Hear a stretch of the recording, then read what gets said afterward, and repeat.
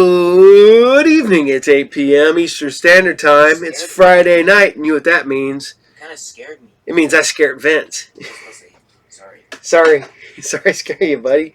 As always, SciFridays is brought to you by RU Game, the best comic book collectible video game, magic, toy, collectible role-playing store located at 124 North Sunset Drive, Pickle, Ohio, 45356.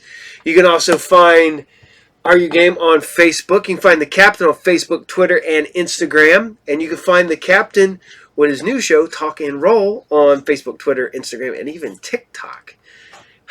And you can find us on YouTube under Talk and Roll, the heavy metal show. That's right. So, been going through. Going to try a couple maybe a new show today. So, hopefully, look for something past credits. I'm going to try something tonight. So, but we're going to start it off with a classic that everybody loves. That is ISIS. We're going to go with episode 14. You know, I'm sitting there rewatching some old ISIS the other day. And, it doesn't work well with ISIS. You got to go to the secrets of ISIS. But, you know, I'm disappointed that they've never really folded her into the DC universe. They put her in there, but then they just kind of forgot. I don't know. It's disappointing. But this is ISIS, episode 14. This is Scuba Duba. Enjoy. "O my queen," said the royal sorcerer to Hatshepsut, "with this amulet, you and your descendants are endowed by the goddess Isis with the powers of the animals and the elements. You will soar as the falcon soars, run with the speed of gazelles, and command the elements of sky and earth." 3,000 years later, a young science teacher dug up this lost treasure and found she was heir to the secrets of Isis. And so, unknown to even her closest friends, Rick Mason and Cindy Lee, she became a dual person. Andrea Thomas, teacher.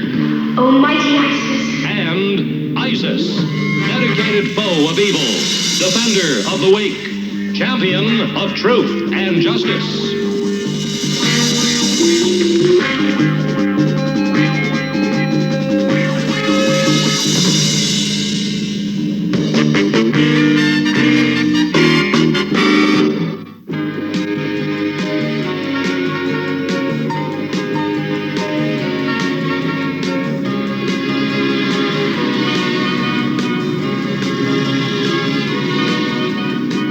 You'd rather go bird watching than play tennis with me? Ridiculous, isn't it? Well, I can't blame you if you'd rather face an eagle than my blazing serve. I know I should be horsewhipped for reminding you, but the last time I faced your blazing serve, you lost 6-0. It was just a fluke. Besides, I won't let that happen again. I've been practicing. Since yesterday?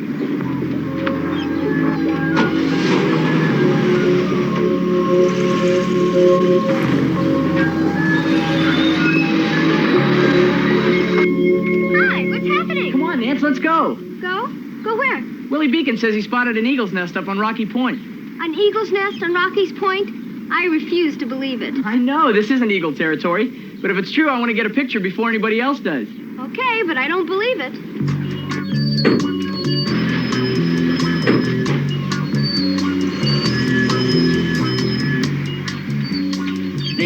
There it is. Hey, I bet it is an eagle's nest. That's it, all right. Looks like there might be some eggs in it. What a picture that's gonna make. Did you bring your telephoto lens? Nah, I won't need it. I'll go down there to take the shot. That is a bit dangerous. What kind of dangerous? We took up mountain climbing for just this kind of thing, didn't we? Yeah, but mountain climbing's different. You come prepared. You do bring the right equipment. Now, would the old master come unprepared?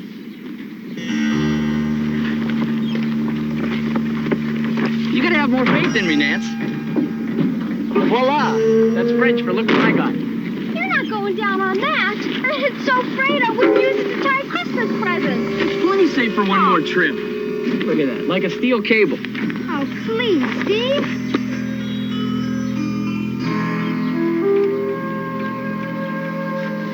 wish you wouldn't. It'll be all right. You'll see. You just keep an eye out for Mama Eagle and let me know if she comes back. Be careful.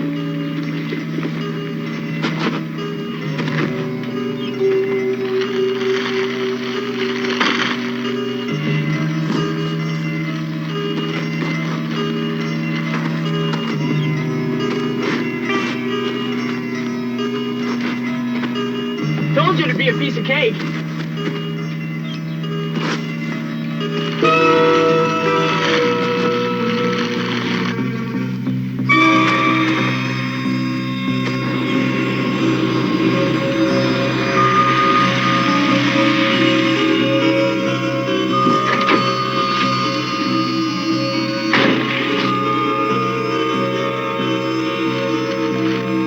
One little slip.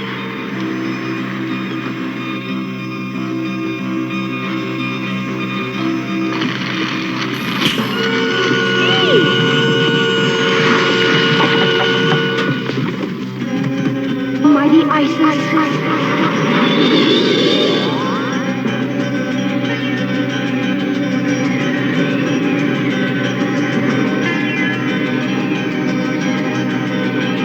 Help!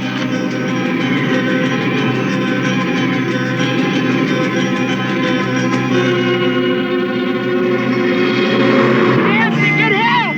I can't hold on much longer. Hang on, I'm going. Isis. Nancy. It's Steve. I know.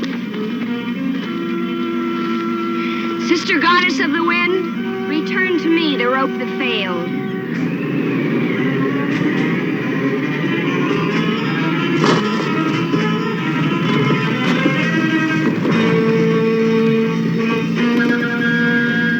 Isis, please hurry. Strands of rope which were undone, come together now as one.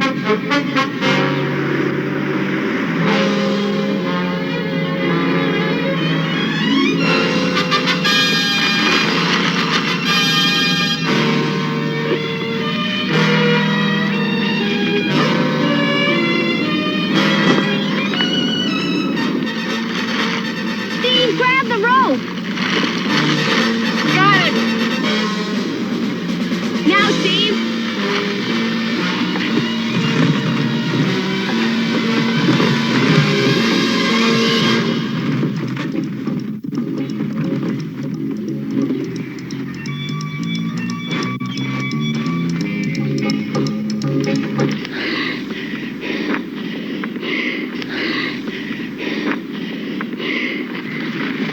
Thanks, Isis. I don't know what would have happened if you hadn't come along. I do, and it wouldn't be a very pleasant thought. For a young man who's supposed to be familiar with mountain climbing equipment, using that sort of thing is unforgivable. I'm sorry, Isis. It won't happen again. And I'll make sure it doesn't. Good.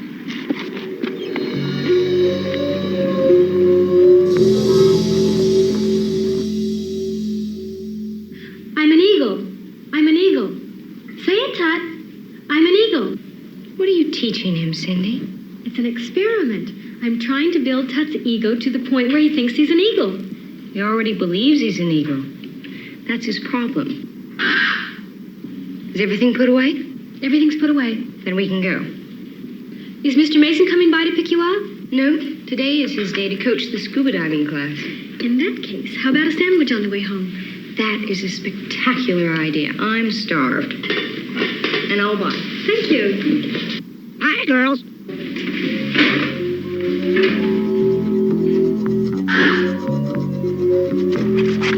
Everybody put your gear down and we'll talk a bit over here. He gives us that safety lecture one more time, I swear. Come on, Steve. He's only doing it for our good. I know, but I'm getting tired of the routine. We've heard it a million times. Safety, safety, safety. Okay, everybody listen and listen carefully. I know you've heard this all before, but you're going to hear it again and often. The name of the game is safety. What'd I tell you? Shh. No, there is no margin for error. The first mistake you make could very well be your last. Now, we were lucky today. There were mistakes made, but none of them were fatal. You, Steve, you're number one. Me? Yes, you. You came all the way up from 12 feet without exhaling once. Well, heck, Mr. Mason, it was only 12 feet. Look at me, I'm okay. Sure you are this time. But next time you may not be. Now, I've warned you that 6 feet is a danger point. It's very possible to get an air embolism on the way to the surface if you don't breathe. Now, you have a tank. Use it. Yes, sir. All right, now everybody else. The first cardinal rule of diving is that you never dive without a partner. Okay?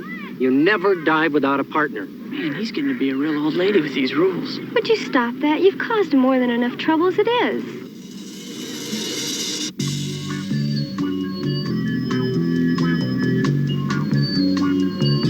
Put on exactly the same amount of plain water as you have oil. Which proves that water is heavier than oil, and why we would see oil floating on the surface of water. Right. How was your scuba diving class? All right, except for a problem. What's up? Steve Conrad. I'm thinking of dropping him from the club. Isn't he a good diver, Mr. Mason? He's careless and impatient, and those traits just aren't good for a scuba diver. You're right. He has to be taught to control his impatience and not be careless. That's a pretty big job you're talking about. Well, it's certainly worth the effort. Steve is potentially a very valuable human being. He's studying to be an environmentalist. He's interested in endangered species of all kinds, and he's a very personable young man that... Andrea, Steve is an endangered species. And if he doesn't quit being so careless and impatient, he's going to become extinct. I agree. So do I. So do I. So do I.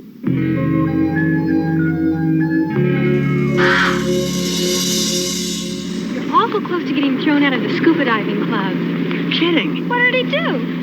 Mr. Mason thinks you're too careless, too impatient, just too dangerous for yourself. Well, Mr. Mason worries too much. That stunt at Rocky Point didn't help any. It was an accident. Sure, but it's the kind of accident that happens only to you, not to other people. Come on, Cindy. Look, I've earned my brownie points by warning you. It's your baby now. See you later. Thanks, Cindy. Oh, come on. You're not going to let Mother Mason's nitpicking bother you, are you? Yes, because he's not all wrong. I mean, sometimes you scare me half to death. The way you jump into things without even thinking. You mean that Rocky Point business again? It could have happened to anybody. But it didn't. And like Cindy says, it happened to you. And maybe the next time it happens, ISIS won't be there to help you. Tell you what, why don't we wait and see if I get into real trouble again? And we'll find out, okay? Okay.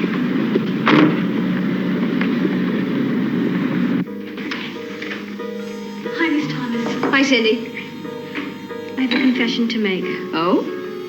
I just ran into Steve and Nancy.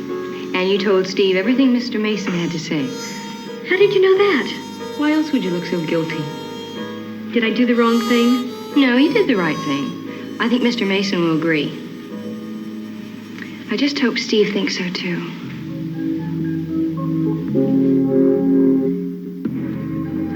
Masks, fins, weight belt secure. Good. Okay, everybody check your regulators. Steve, is all of your equipment working properly? Yes, sir, I think so. I don't care what you think. I want you to know that everything is working properly. Now, you go back and recheck every piece of equipment. When you know it's working perfectly, you recheck it again. You understand? Yes, sir. Check, double check, triple check. Right. Okay, everybody, let's go. Pair up. We might as well get wet. What about me, Mr. Mason? Nancy isn't here yet. I'm sorry, Steve. You know the rules. No diving without a partner. You'll just have to wait until she can join us. Okay, everybody, let's go.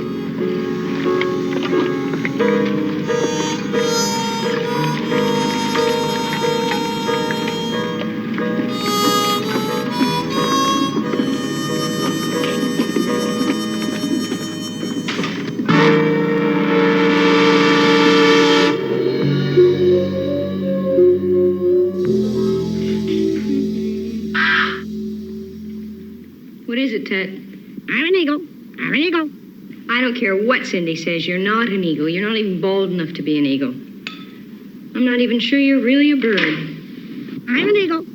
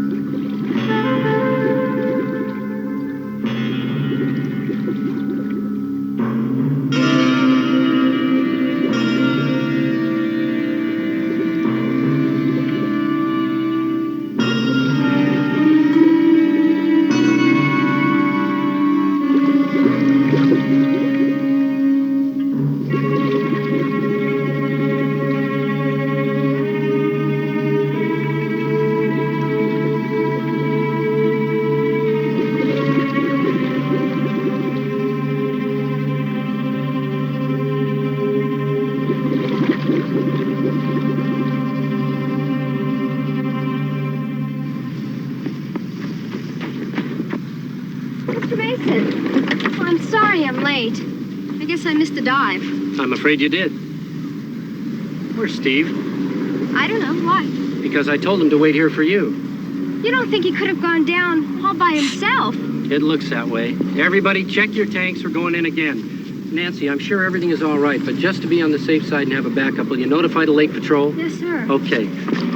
Let's go. Everybody in.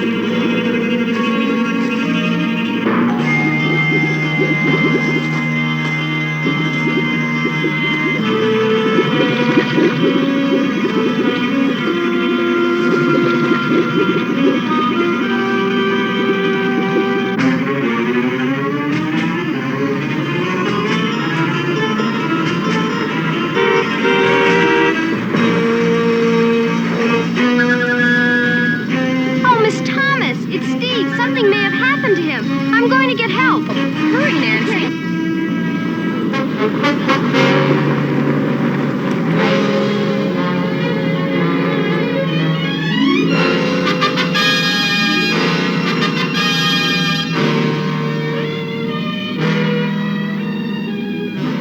Mighty Isis.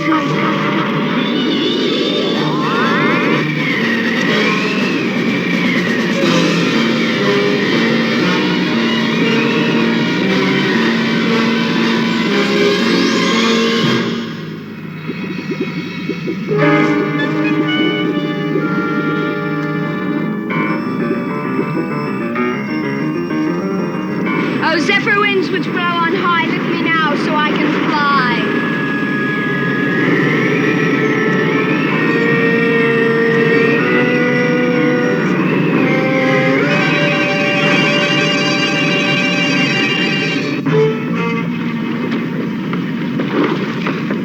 Well, we're just about all out of here, so there's nothing left for us to do but wait. Hope that Steve isn't in any trouble. Rick! Isis, your timing's perfect. Steve's under the water alone. We can't find him. I know it. Give me your tank. There's not much air left in it. Let's hope we won't need much.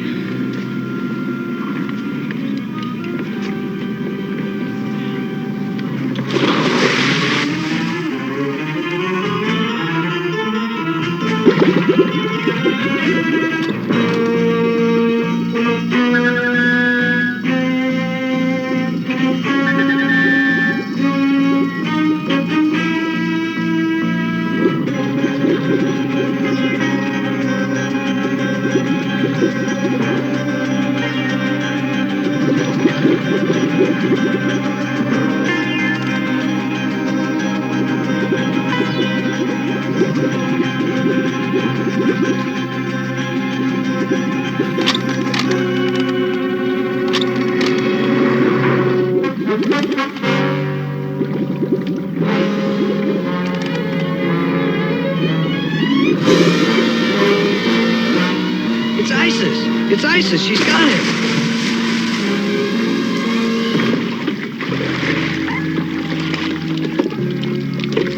Steve, are you all right? Fine.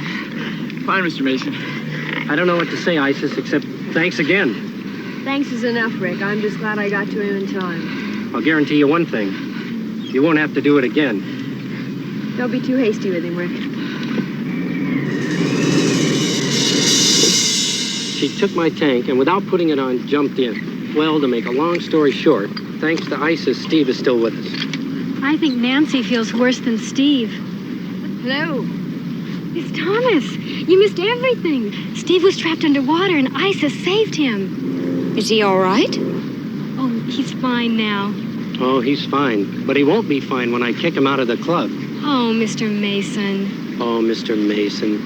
Steve is such a nice guy, but this was the worst and final stunt. He looks pretty scared to me. Look, me too. If it hadn't been for ISIS, I'd have Steve on my conscience for the rest of my life. I mean, he's through. That's it. No thanks. At least have a talk with him. All right, I'll talk with him. But it won't do any good because he's out of the club, period.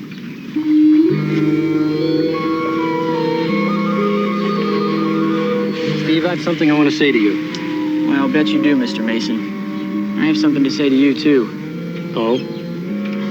Is it okay if I go first before I lose my nerve? Okay, go ahead. Mr. Mason, you know all those safety rules you kept pounding at us over and over again? Make sure, don't take chances. Double check. Well, I used to think you were just being an old lady about it. But I gotta tell you, from now on, compared to me, you're gonna look like some kind of a daredevil. Whatever you do to me, Mr. Mason, this is one lesson I'm never gonna forget. Well, I'll tell you what, Steve. As long as it never happens again, I won't kick you out of the club. I will put you on suspension for the rest of the month and probation for the remainder of the year, though. Thanks a lot, Mr. Mason. You won't be sorry. Okay, Steve.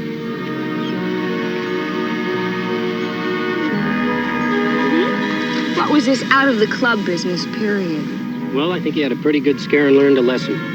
Besides, I don't expect any more trouble out of Steve. What are you two smirking about? I'm not smirking, Mr. Mason. Neither am I. Wait a minute.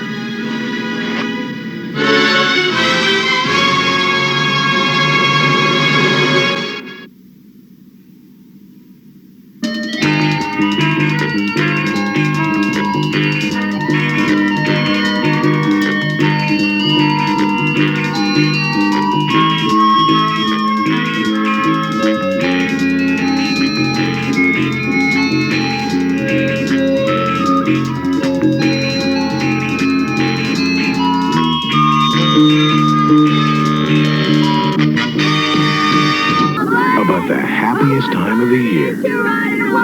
Christmas. The way it used to be. Shut up, Ralphie! Remember family traditions? Stop! The excitement of Christmas morning. The joy of giving. Darren McGavin, Peter Billingsley. A Christmas Story. Tonight at 8 on Channel 11. Christmas season once again is here. Santa's been selected the man of the year. The hip-hop job is the well-known fact. Now 1-900-909 rap. Yes, Santa's got the word, and it's better than toys. My own rap, my skills and boys. For Christmas word, wish out a Santa stack. Now 1-900-909 rap. So pick up your phone, sit back, relax, and listen. Kids, before you dial, get your parents' permission. Yo, call right now and share Santa's hip-hop holiday. $2 the first minute, 45 cents each additional minute. I don't.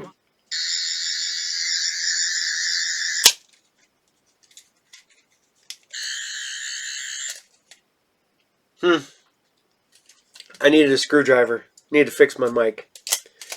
Ha ha! Screwdriver. Hey. One of many sonic screwdrivers I have because I'm also a huge Doctor Who nerd. I gotta get caught up. I'm way behind on Doctor Who, so we'll get it taken care of. Maybe I'll work on that next weekend, over the Christmas weekend. No, Christmas weekend, I'm gonna have a shorter weekend than normal because I'm not taking Sunday off. I am taking Monday off, but the week before Christmas, I am working my butt off. So I hope you guys dig ISIS still. You know, it is definitely a Filmation show. But they did pretty good. I mean, I love the flying scenes where it's just her, like, just slightly off screen, you know, and it's... they try. They make it look good for 1970s, so... So we're going to scoot along to some more 1970s sci-fi with the last episode of Lost Space. Lost. I want to say Lost in Space because I'm an idiot. Starlost. That's right, Starlost. we're going to do the last episode. And ironically enough, the last episode is called Space Precinct, which we've watched in the past, but has absolutely nothing to do with this show. So here you guys go. This is it. I know you need to put your head down in mourning, and we all need to celebrate the last episode of Starlost. Enjoy. The giant Earthship Ark, drifting through deep space over 800 years into the far future. Its passengers, the descendants of the last survivors of the dead planet Earth, locked in separate worlds, heading for destruction. Unless 3 young people can save the Starlost.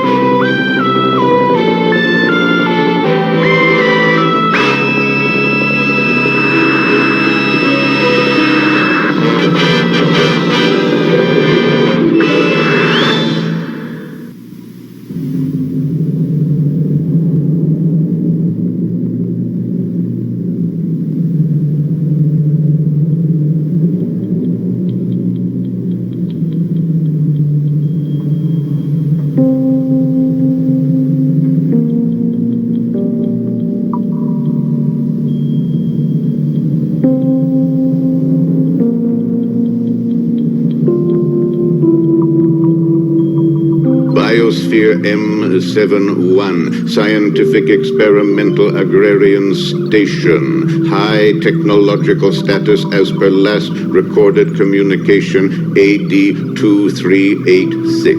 What access is there to M71? M71, regular access routes effectively sealed. Service channels possibly open. Can you tell us the best way to get there from where we are now? Bounce tube B964 on present level intersecting B982. Service elevator E40 for direct access M71. Let's go. Devin, this is where I get off. What are you talking about? Look, Devin, we've been wandering through this Ark for months. We've met all kinds of people, but we're still no closer to solving the Ark's problems. Garth, accept that that's the way I am and stop trying to convince me to go on. Devin, I'm going home. Garth, you can't mean that. Rachel, I've had it. I've really had it. All I know is I gotta stop this chasing around and settle down into something solid for myself. Goodbye, Devin. Garth, listen to me. Goodbye.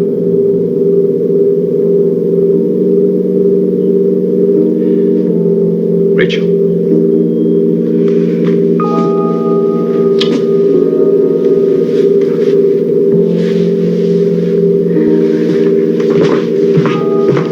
Garth. Take good care of yourself, will you?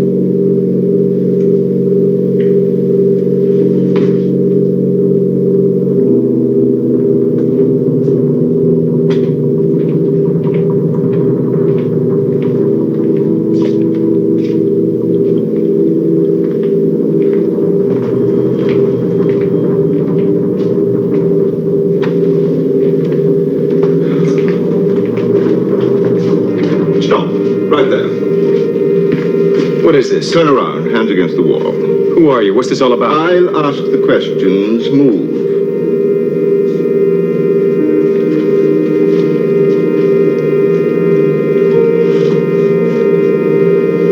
All right.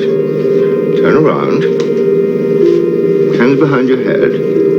Look, I don't know what this is all about. What's your name? Who wants to know? You want to play games. I don't know you. Why should I answer any questions? What are you doing out here in these bounce tubes? I already told you I'm not answering any questions till I know what this is all about. All right. Move.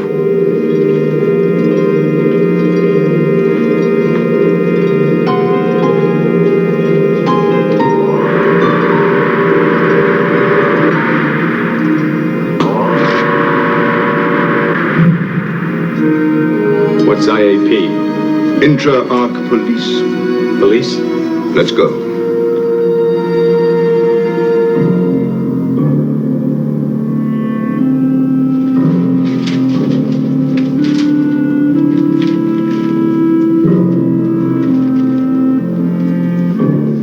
Tech, take these computer disks over to Mike. He's waiting for them. Right, Chief. Put your hand there.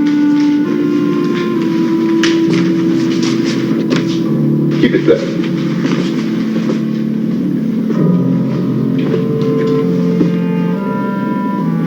All right, over here.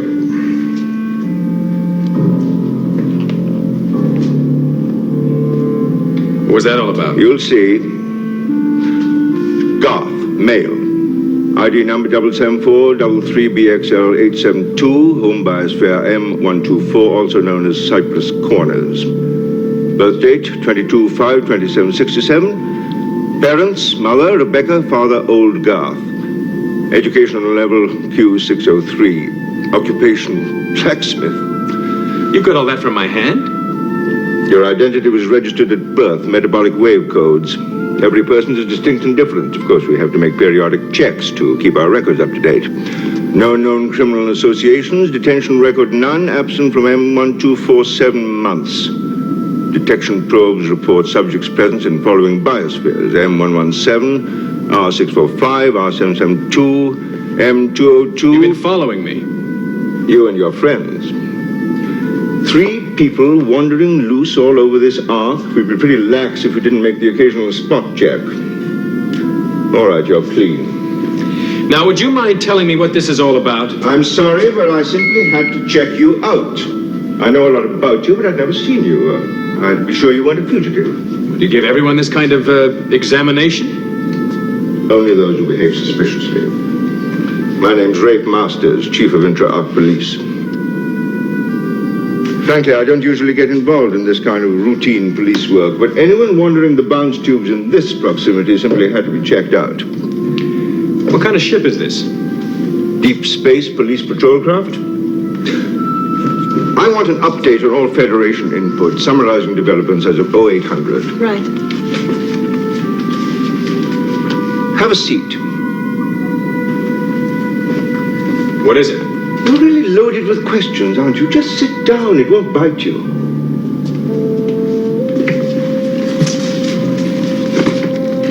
What is this? Just sit there and relax. We haven't much time, and I want to find out a lot more about you.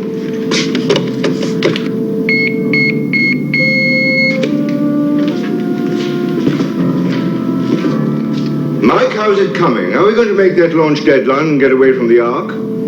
I'm working on it, Chief. Should be at standby launch status in about an hour. Maybe less, if I don't keep stopping to answer questions. How would I know anything if I didn't ask questions? That should do it. Thank you. Would you mind telling me what this is all about? I'm working on a tough case, Garth. I want to find out if you're going to be any use to me. Me? What do you want me for? Possibly to help stop an interplanetary war. There it is. E40, the service elevator.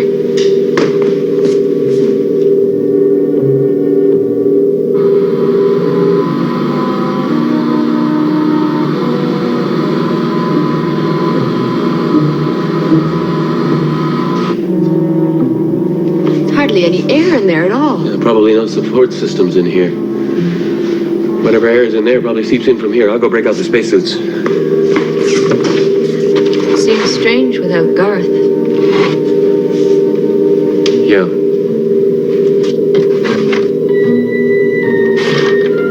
The Federation of United Planets. It's an entire solar system, probably similar to the one Earth was a part of. And that's where you're going?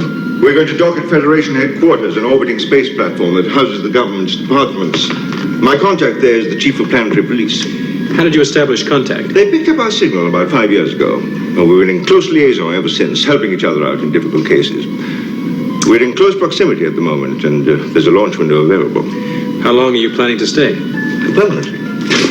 Come over here a moment. Get me the results of those tests we ran on Garth as soon as you can, please. Right away. Thank you.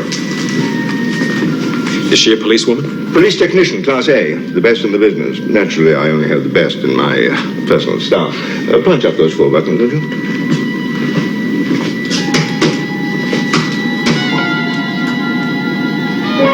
This is where we're headed. Is that a star? A sun, Garth. A real sun.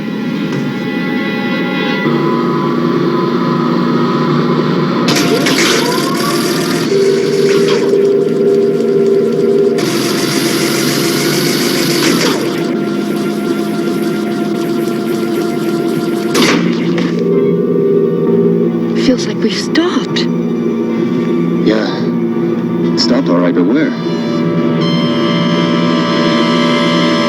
10 planets in the system, 9 supporting life. 2 very powerful planets politically and militarily, Iraq and Akromba. Now, they're both disputing the mineral rights to this forsaken chunk of rock, Apor. Iraq sent the first manned landing to Apor a few decades ago. They took one look at the place and decided it was worthless. Then, about 2 years back, Akromba sent a team there. And they discovered vital mineral deposits and started mining operations. Now, Iraq wants the place back, and Akromba isn't too eager to comply. What about the federated government? Well, the Federation wants the wealth of Apor divided equally amongst all the planets of the system. So, Iraq is threatening war, and Akromba is threatening to secede. Can't the other planets stop them? The whole situation has become polarized. There are 4 planets lined up with Akromba and 3 with Iraq. It's power politics, my friend, on a gigantic scale. And then, of course, there's the Federation government, the space platform, caught in the middle, unable to do anything. Well, if it's political, where do you and the planetary police fit in? Because, right in the middle of this political hotbed, someone has decided to start hijacking Akromba's ore ships. What's it got to do with me? Tech, have you got those test results yet? Coming up on your screen now, Chief.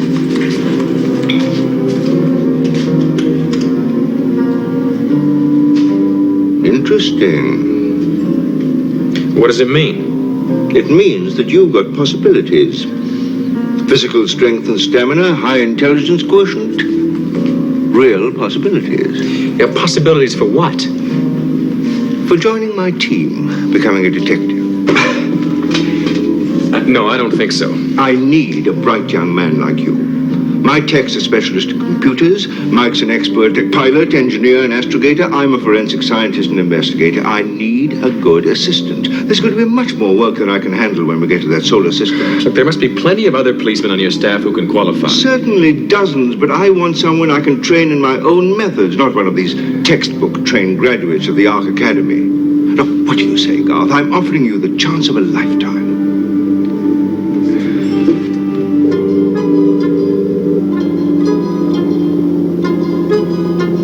There's got to be some way to set off an alarm to let people know where we are. Yeah, you'd think so. How long do we have? Not very long. These suits were built with a very limited air supply.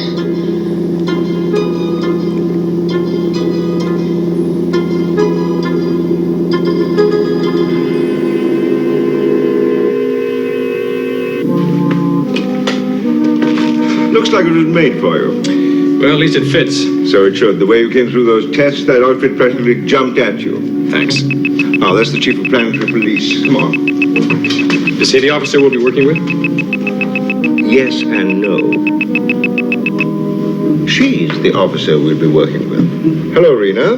Hello, Rafe. Your launch window's almost open. Are you ready? Stand by one moment while I check with the resident genius. Mike? Almost there, Chief. Countdown proceeding on schedule. 28 minutes, 57 seconds to launch. I'll give you a 5-minute warning. Just under 29 minutes, Rena.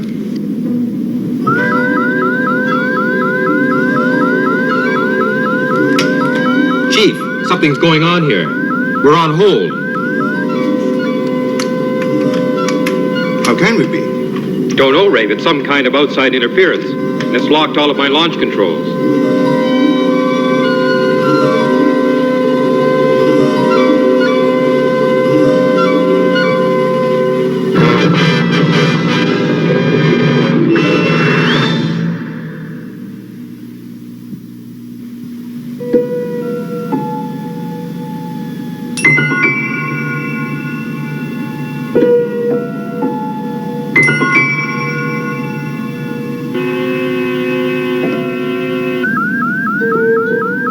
Whatever it is has got hold of the bridge controls and won't let go. What about auxiliary control? Negative. We've got to nail it, Tech. That launch window won't last forever. I'll keep working on it. Don't worry, Chief. We'll track it down. Good girl. Garth, you'd better go up and give Mike a hand on the bridge. Okay. Who on the Ark would try to stop us from making this launch? Well, I don't think it's coming from the Ark, Chief. According to my readouts, there's an electronic wave being beamed at us from deep space. How's it coming?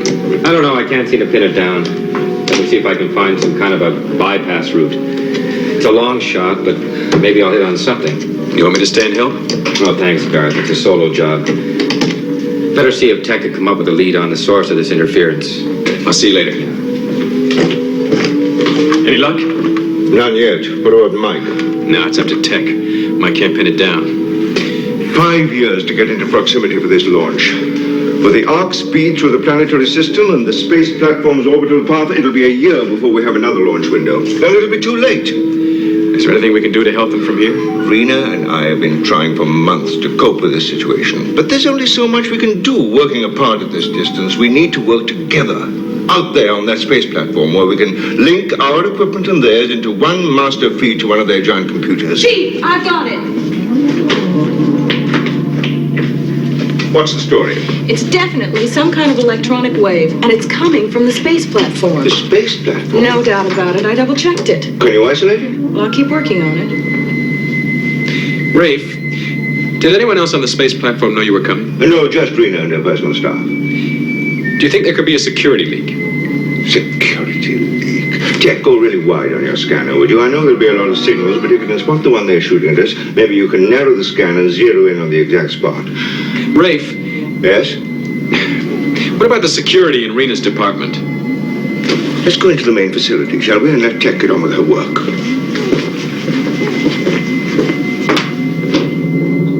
Rena runs what has to be the tightest ship I've ever come in contact with beside my own. You couldn't put a pinprick in her network, let alone a hole large enough to leak a word about us. Well, I still think... What?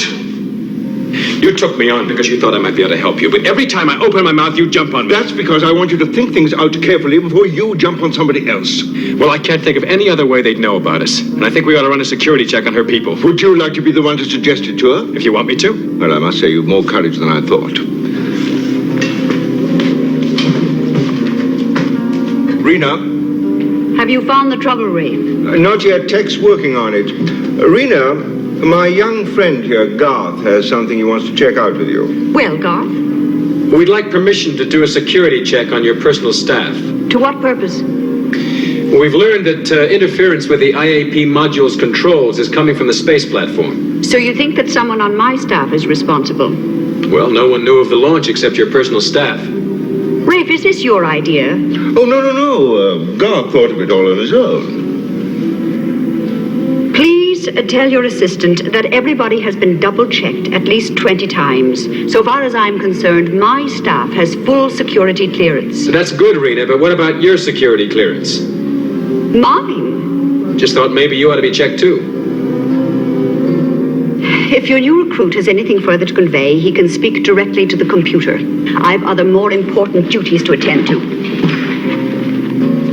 You knew she'd react that way, didn't you, Rafe? I suspected it, but I wasn't sure. Well, thanks for warning me. She had to face up to the possibility sooner or later that someone on her staff might be involved. You probably helped make it sooner, that's all. You had the same idea as I had, didn't you? But you made me spring it on her. That's what assistants are for, Garth.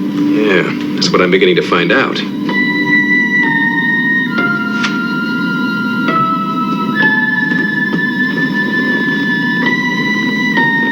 Rafe? Hello, Rena. I'm sending all personnel data to you for security clearance. Thanks, Rena. Any change on your launch status? Negative. Jamming still in effect. I've alerted security here to conduct a full search for any clandestine electronic activity. No reports so far. I'll keep you informed. It appears to have worked, Garth. Rena's going along with it. A security check on her own people. Well, she must have thought it was necessary. I know, but it doesn't make it any easier. I know how I'd feel if I had to run a security check on Mike or on Tech in there. What's that? Distress signal. The space platform? No, this is intra-arc stuff. Where's it coming from? It's a relay from one of the police divisions. They've picked up a signal. They're just giving us a feed. Someone will take care of it.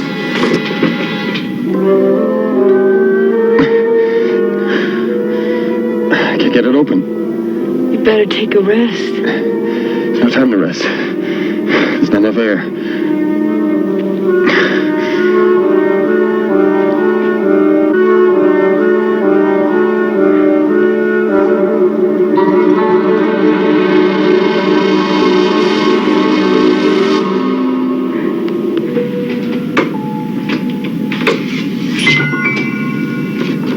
We've got it. But the chief's not gonna like it.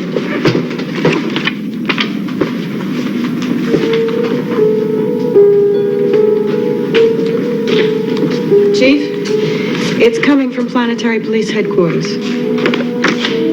Planetary Police Headquarters? That's impossible. Sorry, Chief. She double-checked it, Rafe. I know that. Tech double-checks everything. I'm sorry. Forget I yelled. All right, Tech. Thank you. But I'd better talk to Rena. This isn't going to be easy. Look, go through the material and find me the names of every possible suspect on Rena's staff. Are you sure you don't want me to talk to Rena? All I want from you are the names of the suspects.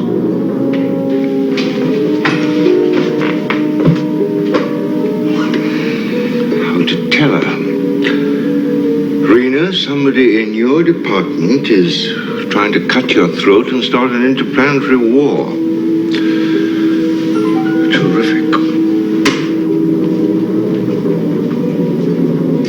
We've got some new information, Rena.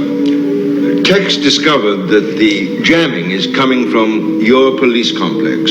I thought you ought to know in case there's something you feel you ought to do about it. Oh, yes. Thank you, Rafe. I wish I were with you, Rena. If I were there, perhaps I could do something. As it is, I feel so blasted helpless.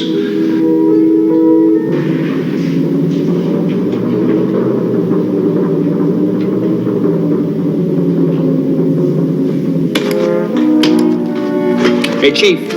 What is it, Mike? The electronic jamming's cut out. My controls are unlocked. I don't know what you did, Chief, but I'm reprogramming and then starting the countdown again. And the window's still open? Wide open, Chief, but not much longer. Now, don't worry. We'll make it now. I'll clue you in.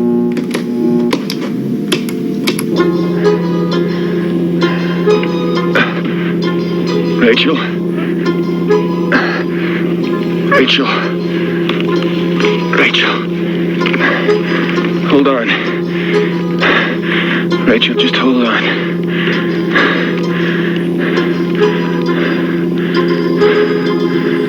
Why doesn't one of the divisions take this call? What's the trouble? Don't know until the team goes out. We haven't anyone available from this division. Not now, anyway. So where's it coming from? Seems to be somewhere in the area of Biosphere M71. M71. Wait a minute. That's where Rachel and Devin were going. Biosphere M71. Rafe? Situation is worsening, Rafe. There's been another hijacking. Relations between Akromba and Iraq have been broken completely. Ambassadors are being recalled. Rena, it has to be a deliberate provocation by someone other than Akromba or Iraq. Just hold on. We'll be leaving momentarily. You better be quick, Rafe. It could be a matter of days. Countdown resumed, Chief. 25 minutes and counting down. Rena, 25 minutes to launch. Rafe, we found him. Service elevator E40, immobile between level 6 and 7. Now, can we send a rescue team? Get Technical Division 12. They're the next closest. Maybe they can get to them in time. What do you mean in time? E40 is a freight elevator. It has no life support system. If they're trapped in there, even in suits, they're just about dead by now.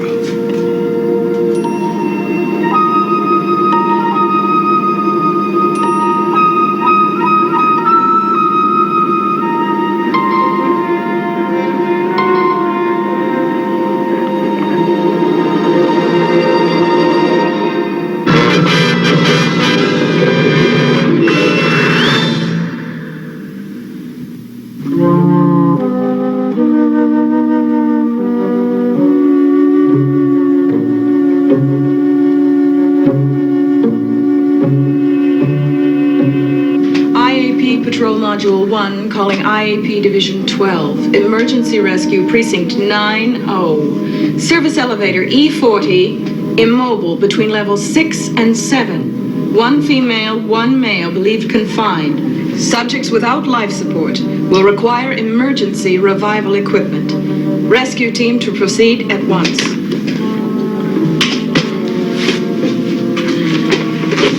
Don't worry, Garth. That team will move out fast. I should be with them. They know their jobs, Garth. You're needed here.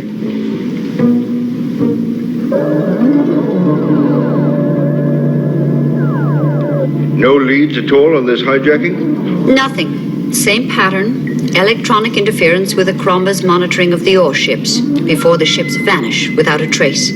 What was the last communication from the escort ship?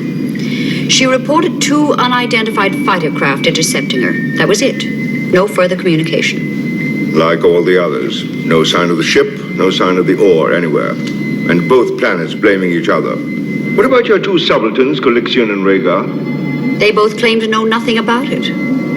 You'd better keep them in custody for a while, at least until we launch.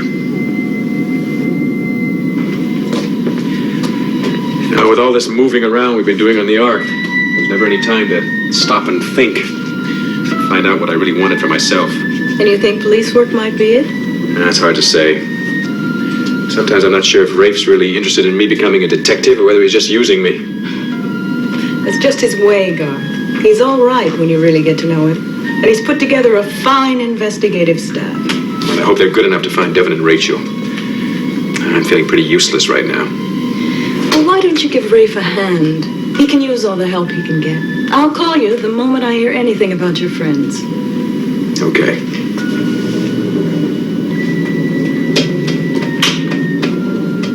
IAP Patrol Module 1, calling IAP Division 12. Cancel emergency rescue, Precinct 9-0, service elevator E40. Repeat, cancel emergency rescue E40, subjects have been found. Rescue team may be recalled immediately.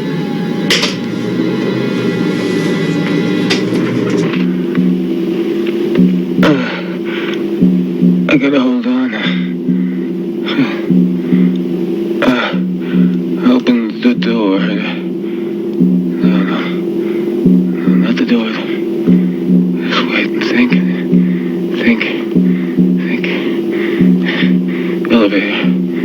Elevator. Door was open.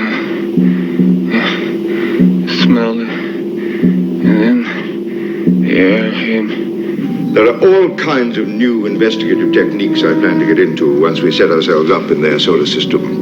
New methods of surveillance, crime detection, experimental approaches in dealing with a wide variety of alien cultures and standards. It's an exciting concept, Garth, something quite different from anything we can imagine.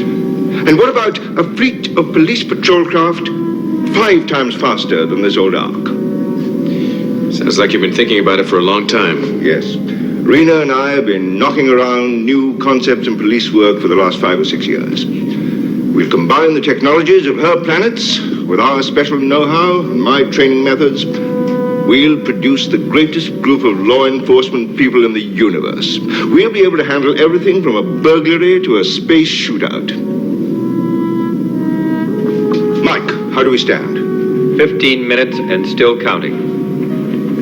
15 minutes. And we're on our way. Air came in. Air came in.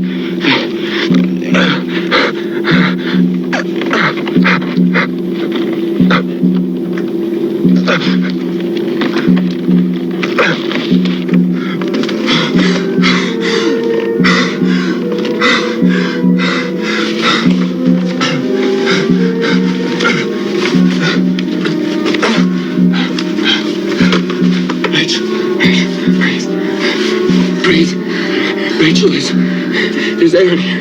There's air in here, Rachel. Breathe, Rachel. Breathe.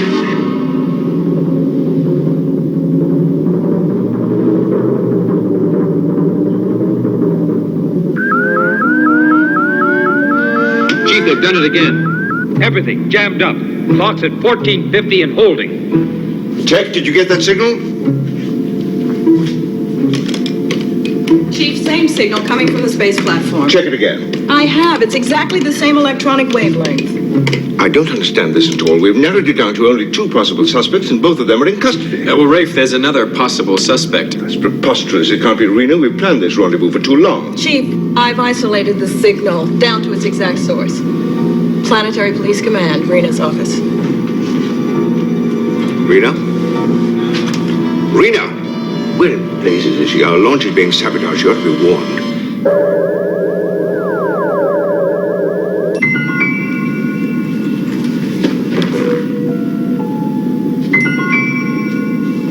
Hello, Rena. Rafe, I heard your signal. Is everything all right? Did anyone have access to your office while you were out? No, of course not. Rafe, what's happened? Is something wrong? We are being jammed again. But that's not possible, Rafe. Rhaegar and Calixian are still in custody. The jamming signal is coming from your office, Rena. Rafe, that just can't be. We've never been wrong before. Well, you're wrong now, Rafe. Look, we're trying to avert a bloody planetary war here. I need your help desperately. We're waiting for you. Why would I try to stop you from coming? Perhaps in the final analysis, because we're aliens. The only alien thing about you, Rafe Masters, is your police method, which is one of the reasons we need you here. All right, Rena, let's not get too excited about this, shall we? We're going to move this ship, even if I have to get out into space and push it. Mike. Yeah? I'm coming up to the bridge. We're going to unjam those controls if we have to rip out every circuit and refit them. We're getting close to losing our launch window. Then start ripping away until I get there. Rena, do what you can about that jamming. It's coming from your office. All right, Rafe. I'm going to have to free Rhaegar and Calixia from custody. I'm going to have to take that chance. I need their help. That's your decision. I hope it's the right one. Attention, all planetary police units. I want a thorough search of Police Command headquarters. Units 20 and 21 to assume duty immediately. Security Detention 3, release both Calixian and Rhaegar and have them return to their regular stations. Unit 15, put a scan on IAP, Module Number 1, Earthship Ark. Retrace electronic wave route to source. Security Unit 4, I want another full security check on all planetary police personnel, other than myself. All reports to be brought to my attention and my attention only. Full security regulations now in effect. I'm still on Rena's side, no matter what the readouts tell me. That's not like you, Rafe. I trust my instincts over any computer. You get back on that console of yours and start tracking down the real source of the signal. Come along, Garth. You look as if you'd be handy at ripping things out on the bridge. Garth? Your friends? What about them? Oh, in the excitement, I forgot to tell you. We found them. Where? Service elevator E40, but I'm afraid it was too late, Garth. I'm sorry.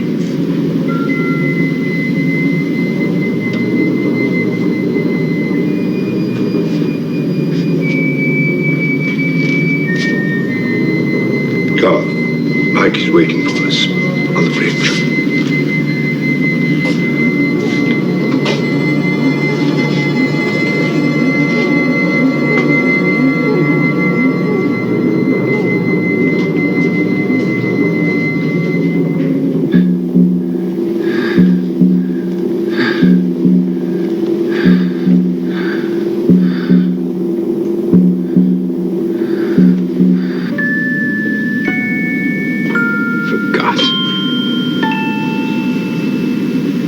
She forgot.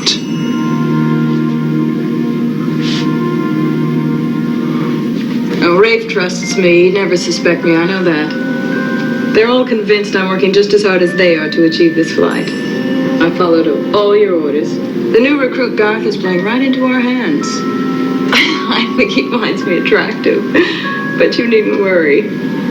He's too upset right now about his friends. It was fortunate they stumbled into E71 service elevator.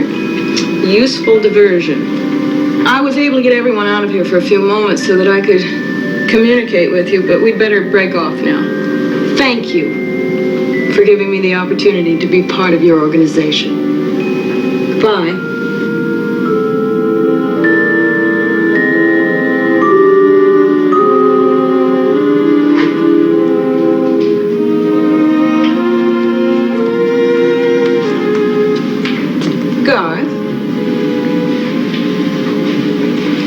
thought you were up on the bridge. No, Rafe asked me to check some data for him.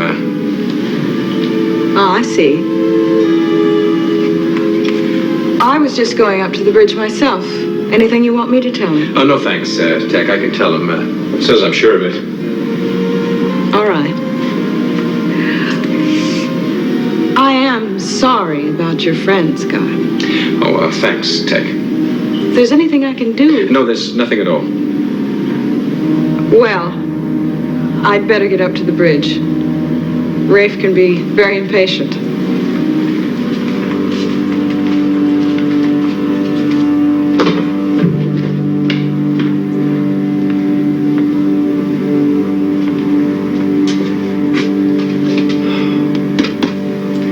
There's gonna be something around here she's using to jam those controls.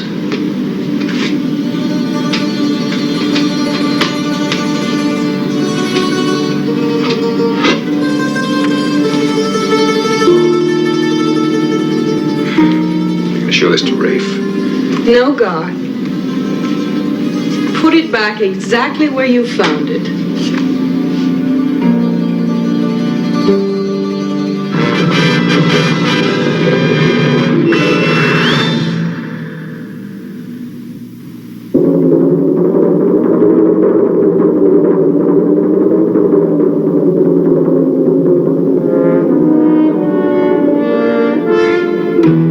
It was you all along, wasn't it, Tech? Sabotaging Rafe, trying to stop the launch. That's what this device is, isn't it? Some kind of computer jammer.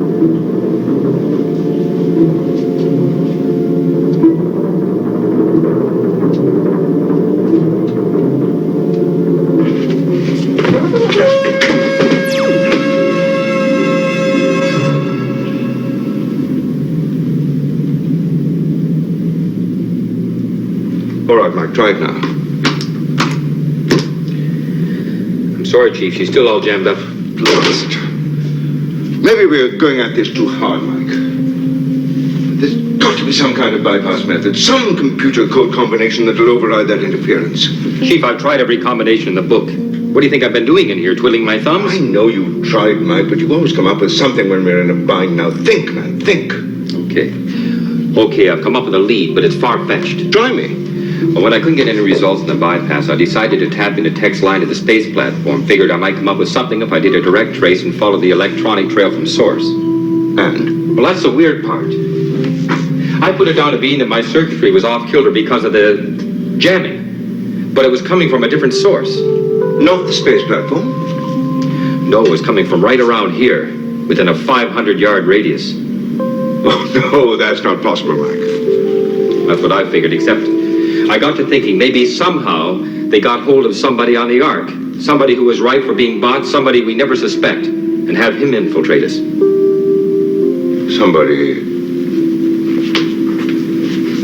Some young man wandering the bounce tubes. A young man I bring in here for questioning. To a full rundown on. Even recruit for the force. And all the time he's working for them. They've got the know-how, and we were right to fall for a guy like Garth. You were looking for a new recruit, and then he wasn't. What could he be using to jam those computers? Could be any number of things. All sorts of gadgets available. I got 3 units I built myself. Use them for jamming controls and pursuit situations. Stops a ship cold. Where do you keep these units? Right in there. Open it. He couldn't get into that, Chief. Police code security on it. Open it anyway.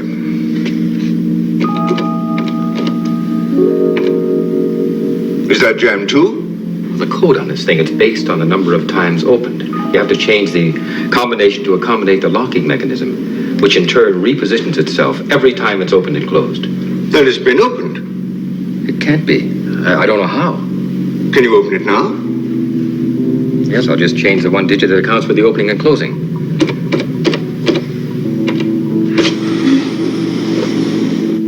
There's one missing.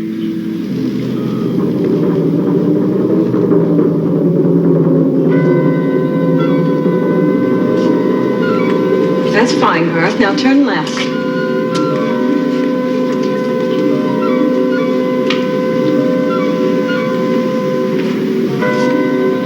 Now through there.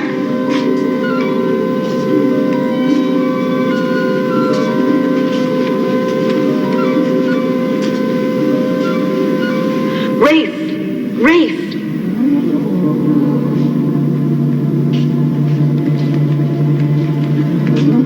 Rafe, where are you? Rena, it's Tech here. Tech, I must speak with Rafe. It's very urgent. Well, he's not on board now. Can I help? Yes. Tell Rafe we've done a recheck and we've discovered the source of the jamming. It's coming from your own ship. Here? But how can that be? There's no doubt of it. I've had my reservations about that new recruit, Garth, and this seems to bear it out. You're all in great danger. You must warn Rafe immediately. Yes, I'll tell him, Rena. Thank you.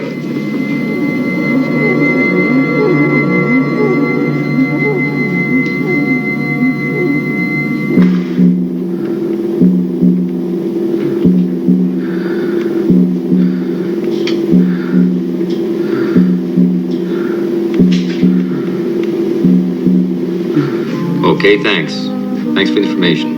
IAP module number 1 out. Division 12 search and rescue operations called off by somebody here, no ID. One guess who called it off. All right, activate your probe sensor, zero in on that E40 service elevator. Sure thing. Garth's probably finished them off by now. Here it is. What do we got? 2 people in there, all right. Metabolic functions down, life signs down, running out of oxygen. But still alive. All right, we have to get oxygen to them right away. Raise Division 12, have them send a team and get those 2 people out of that elevator. I'm going to find Tech. IAP module number 1 calling IAP Division 12.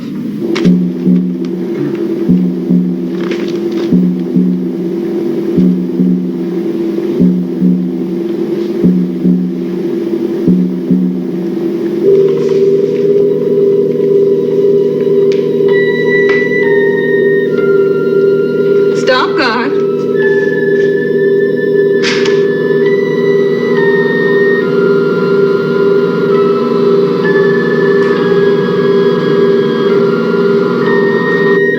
Now, go on inside, Garth.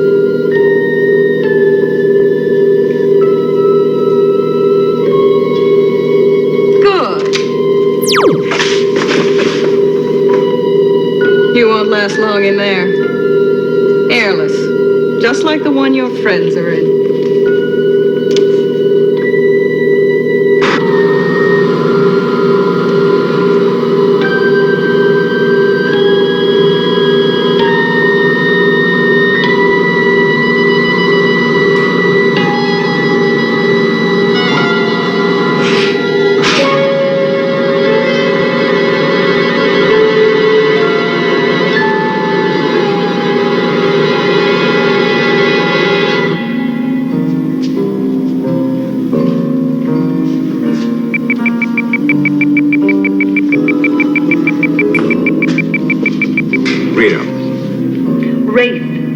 We've had the first skirmishes and we may be too late to prevent a full-scale war. We need you. We're trying, Rena, but the launch window is nearly closed and we haven't solved the jamming yet.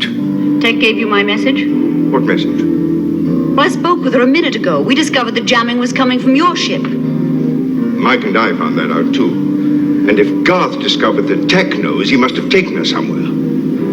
You may have to leave her, Rafe, if you can make that launch. The lives of millions are at stake. If we can get away, we're right down to the wire now. Chief. Yes, Mike. Chief, we could just make the launch. I canceled out the jamming signal with one of the other jammers, same electronic wave. Countdown clock is advanced and we've got to move now. Tech's not here, Mike. Well, you're the boss, Rafe. Whatever you say goes, but you better make up your mind fast. Rena, we'll hang on here till the last possible second. I owe Tech that much. And we owe that man Garth something, too.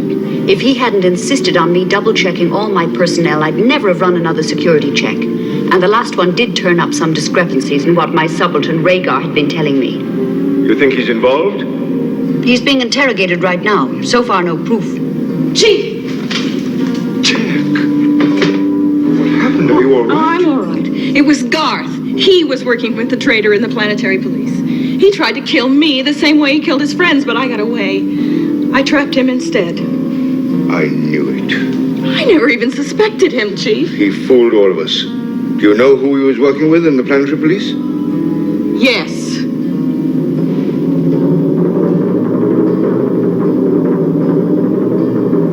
Rafe! come back to you. Where did you leave Garth? I want to talk to him. He's dead, Chief.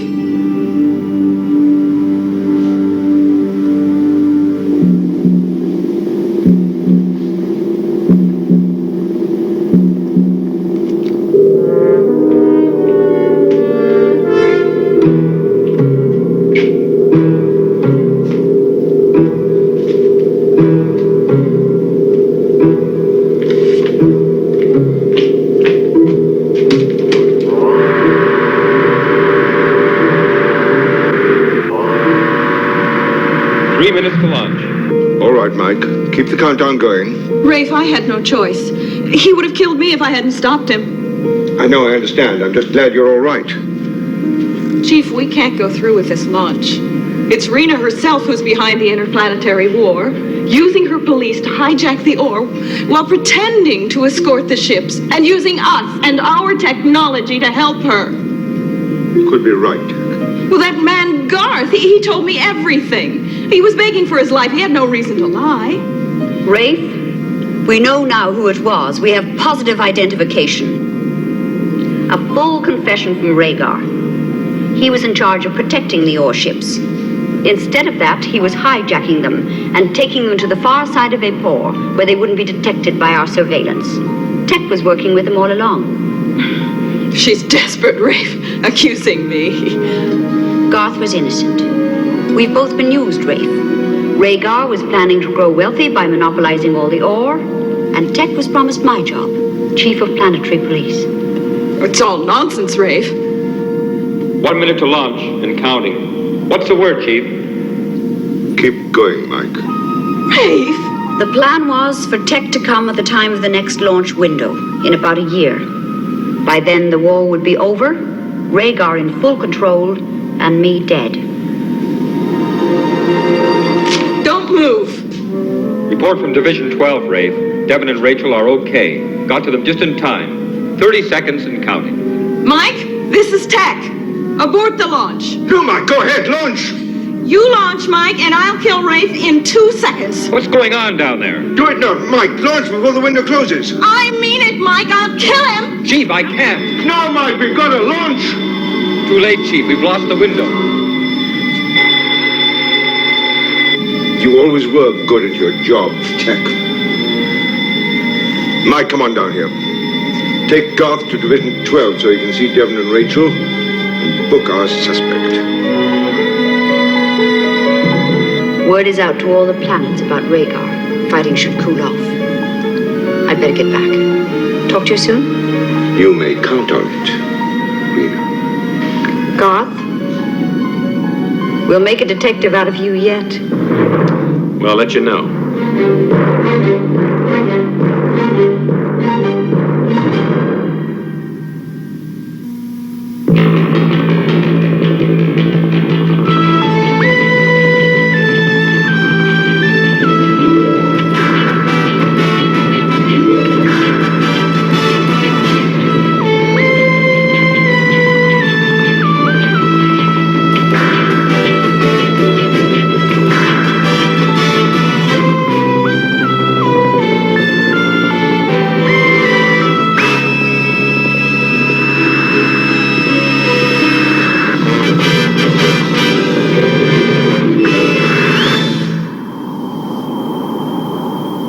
I don't want to grow up. I'm a Toys R Us kid.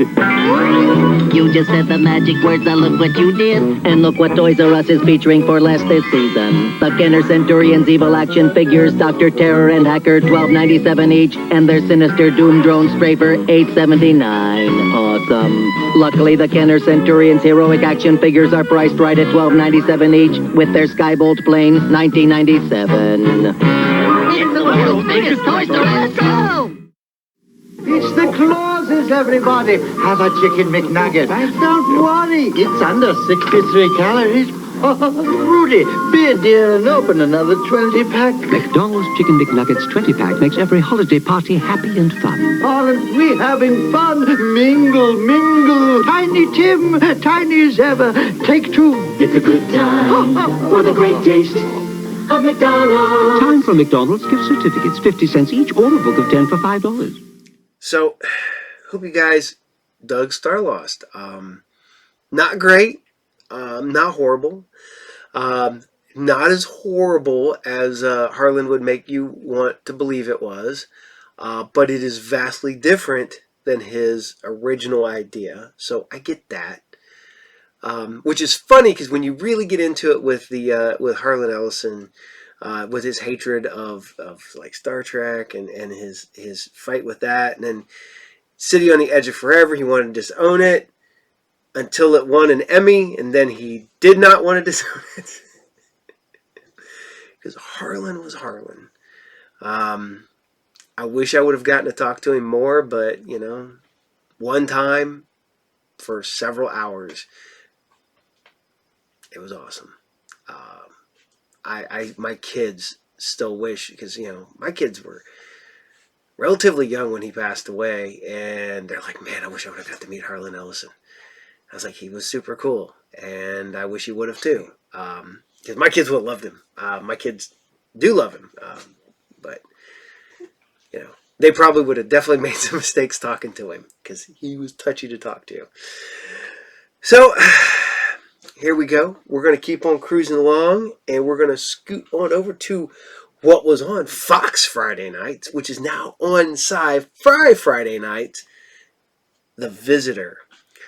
You know, and it's funny because it was a Dean Devlin, Roland Emmerich movie. This was all they had done really to that point was make huge summer blockbusters. Independence Day, got the abomination that was the American Godzilla, which I love the fact that they, spoiler alert, that's, you know, from like a decade ago, if not longer, and Godzilla Final Wars, they make that Godzilla, which they call Zilla, canon, only for real Godzilla to kill it. So, yes, Toho, good job. Got rid of it. And I'm not going to lie, they really need to introduce him into the Monsterverse from that. Because that would be hilarious to kill him both in the Toho verse and into the Monsterverse. Funny. So here you guys go. This is Visitor Episode 3, Dreams. These dreams go... Oh, I can't say anymore because I don't want to get... Yeah. So here you guys go. Episode 3, Dreams. Enjoy. Friday. 50 years ago, Navy pilot Adam MacArthur was abducted by aliens. Now, he's returned with an incredible mission. Things are happening, things that could affect the course of history, and I have to interfere before it's too late. I think he's trying to create hell on Earth. All life is connected. Just have to open your eyes. We need him alive. We just need him. Tonight on The Visitor, it's time. I know that you're receiving signals from deep space. It's getting closer. Contact.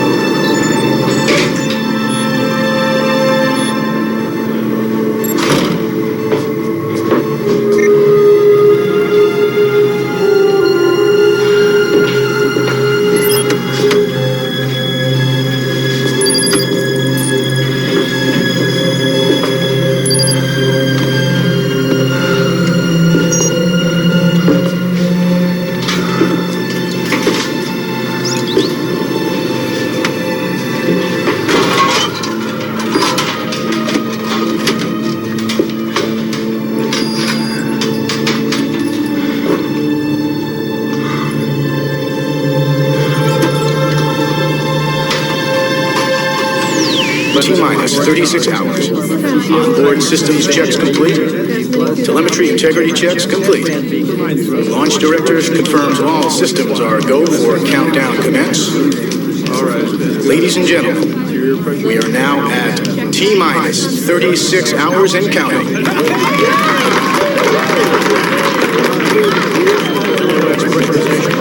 Payload status update is not. All desks confirmed green and over. Dr. Burton, Congresswoman Wagstaff, welcome to Mission Control. Alex, aren't you the proud papa? Say hello to my colleague, Congressman Cornelius Hamilton, newly appointed to our committee. Dr. Burton, Margaret has paved you quite a road, singing your praises, pushing your funding through. Can you live up to it? You give me an hour, Congressman, you will believe. Is that arrogance or confidence? Yes. Come on, Alex, careful with the rocket fuel. Don't get me wrong, Dr. Burton. In principle, I understand the need for big science.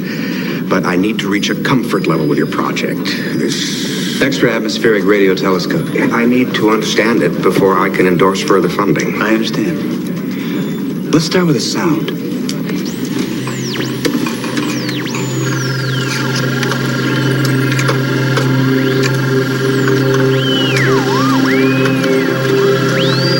Thought the reason we hadn't heard anything intelligible from deep space was we just couldn't make out the words. Get a better phone. Bingo. My work was confined to ground-based radio telescope arrays. They're good, but the atmosphere generates so much noise. I'll wager a lot of it's coming from Capitol Hill. You tell me. Listen. I was told you were hearing a message. We are. This is some practical joke, Margaret. Let him finish, Cornelius. Dessert is on the way. In about 20 seconds.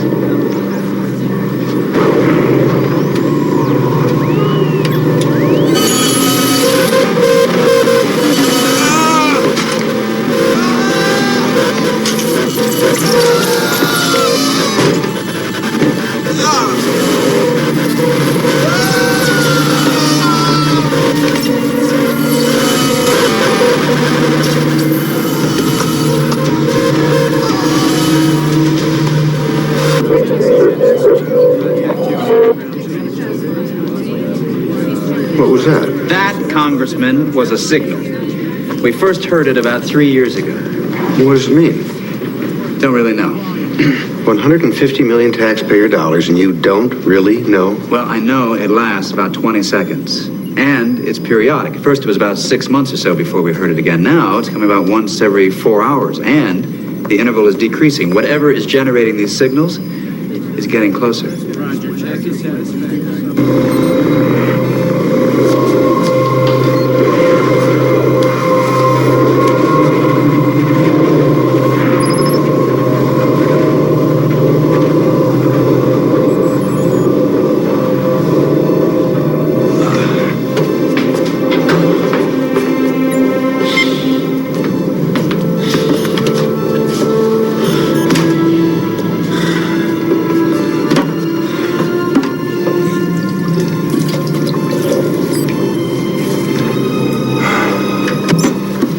How do you know it's getting closer? Doppler shift. Plain English, Alex. Okay, you're at a station. Train's pulling in. Engineer on the train blows the horn. Now, he hears the same tone, both in pitch and volume. You hear the horn getting louder and the pitch rising. The signal we're picking up is constant, but the pitch is increasing and the period is decreasing. There's only one possibility. It's coming closer. Just how far away is this thing? Too many variables. But thanks to your generosity, we'll know soon enough. You said, get a better phone? Well, I built one. Midnight tomorrow, we're placing a call to see if we can figure out what they're saying. I hope you're planning to stay. Wild horses couldn't Most stay. certainly. It's not every day I get to actually watch tax dollars disappear into thin air. Dr. Burton, I'm sorry. The time. It's my son's birthday. Stephen's 10 years old. Hard to imagine. Good Lord, Alex, what are you doing hanging out here with the moldy bread? Go on. I won't be long. Telescope. A good one. Perfect. Alex, go. Go spend some time with your family. Now, if you'll step over here to the window, please. LOX pressurization commencing. Data interrupt through T-minus 3542. Dr. Alex Burton.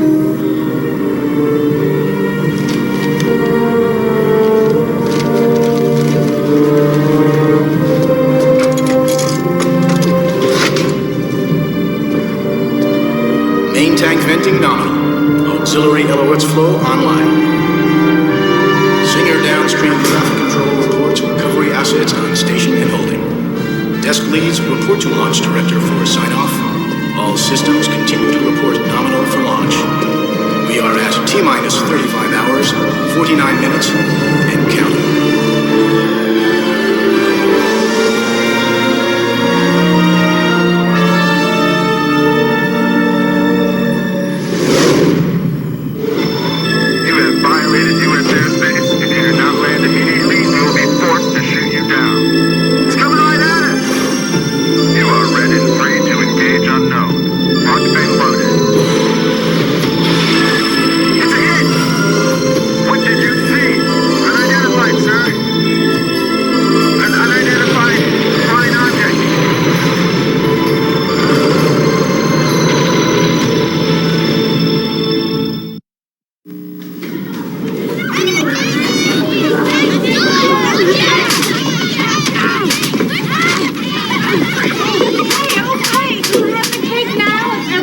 Just settle down for 1 or 2 seconds. Happy birthday, Stephen. Okay. Coming. You're late. Come in. What's your name? Adam? That's it. Just Adam, not Adam the Magnificent or the Great Adaminsky. Looking for Alex Burton? I'm Ruth Burton, Stephen's mom. Do you have a costume or something? A wand? A black hat? No. Okay, well, I hope you don't mind jumping right in.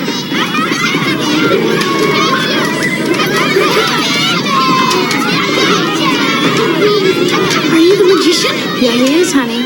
So why don't we all get seated so Adam can do his tricks? You can wait for Dad. Honey, your dad will be here as soon as he can. You know how busy he is. Okay, let's see. Your name's Stephen, and you're 10 years old today. Mom, you can read my mind. Yeah, the amazing Adam. Hey, everybody, the magician's here. Okay, how's everybody doing today? Oh, what's up, crowd? Okay. Who's got a deck of cards? Ah, Mom. Okay. You're gonna like this.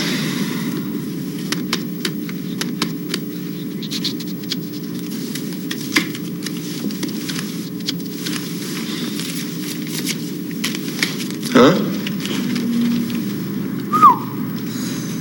Nothing up my sleeve. Okay, I need an assistant. Steven, why don't you help me out? I want you to take this deck of cards, pass it around, give one to each of your friends. I want everybody to look at the card and concentrate. Don't let me see nothing up my sleeve. You concentrating really hard? Is everybody doing that? Are you concentrating really hard? Yeah, I'm concentrating. Okay. King of Hearts. Cool. Think. 7 of clubs. You'll get some cake later. Think. 5 of diamonds. Queen of diamonds, easy. 10 of spades. Ace of clubs. Made it. Barely have time for cake. How's the magician? 3 of spades. Let's see. You didn't hire him, did you? No, Spencer set it up. Think. It's the thought, right? 3 of diamonds. And Miss Spencer, too, right? Oh, now, Ruth, please. 8 of clubs. Hand. Let me get down here, buddy. 2 of hearts. Oh, how did you do that? Well, the magician was a great idea. Thanks, Spencer, for me. He saved the party. Hey, Dr. Einstein. Happy birthday. You're really gonna love this.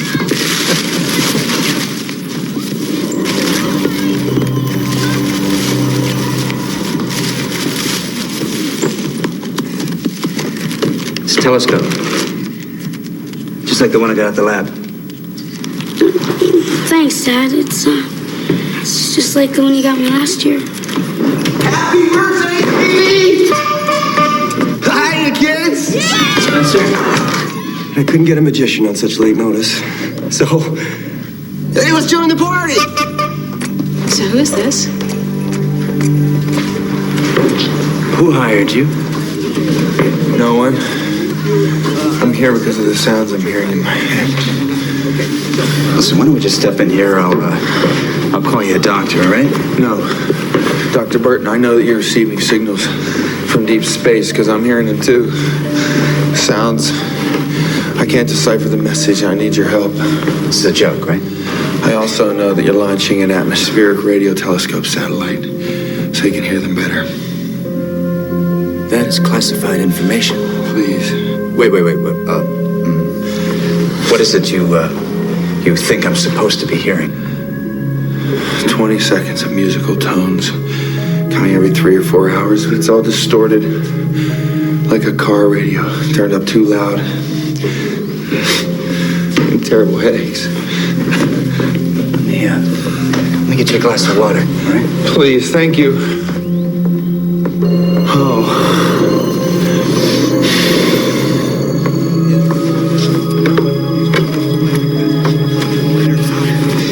Yeah, this is Dr. Burton. Give me security. Alex? Whoever he says he is, he's not.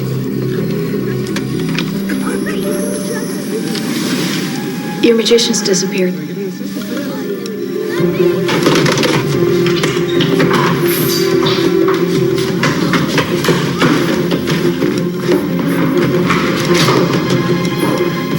How could you let a stranger in the house? Lighten up, Alex.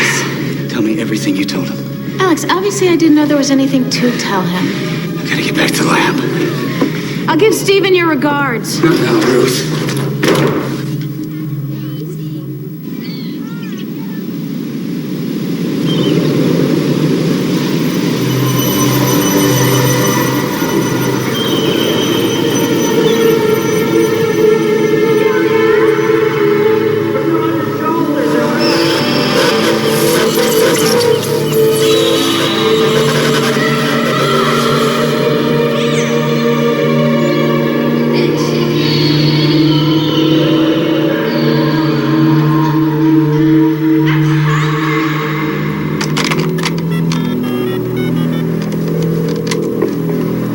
Dr. Burton, give me Colonel Vise. Hey, everybody, magician's here! You're late. Magician. The amazing Adam. He can read my mind. Who hired you? Who's this? Who hired you? The amazing Adam. Hey, Dr. Einstein. Happy birthday. He can read my mind.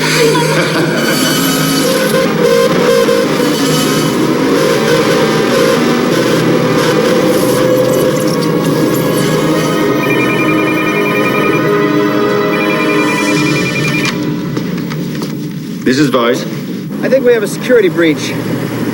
Some lunatic by the name of Adam just broke into my house.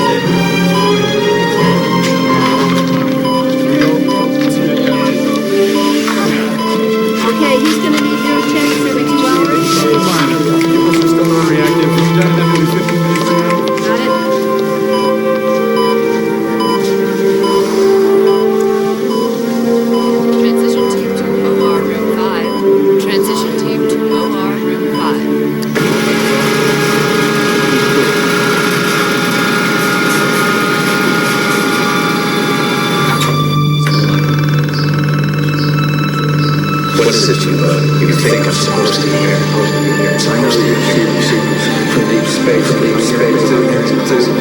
classify information in my head.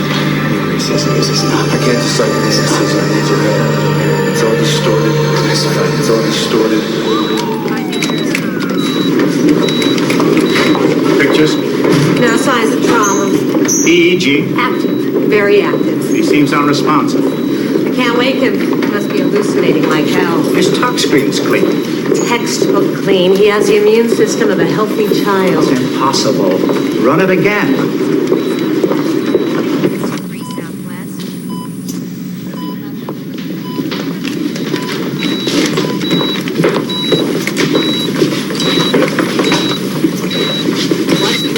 I got it. Know who he is yet? Prints and a description went to missing persons. What do you make of this? Scar tissue left over from a previous surgery. Unlikely. There's no sign of any invasive procedure. The skull is clean. Look. There, anterior temporal lobe. See it? Epileptic seizure? In the temporal lobe? Most unlikely. Cerebral spinal fluid? Tumor? Well, Howard, we better find out what is likely, or he may not make it through the night. Mrs. Burton. You come at a bad time, Colonel. Alex is taking the day off. Was Dr. Burton in contact with anybody unusual? Somebody you didn't know before the accident? My husband's in a coma. This can wait. I'm very sorry, Mrs. Burton, but it can't. Have you ever seen this man? You people just can't stop, can you? Does your husband know this man? His name is Adam. He's a magician. You got that right. Does Burton know him? What makes you think I have any idea what my husband knows? You've buried him under a top secret file, your oh so important government project. Now look at him. Mrs. Burton, Adam MacArthur is a very dangerous man. I believe he's here to destroy your husband's life work. I'm warning you not to protect him. I think you'd better leave. Please call me if he wakes. When he wakes up.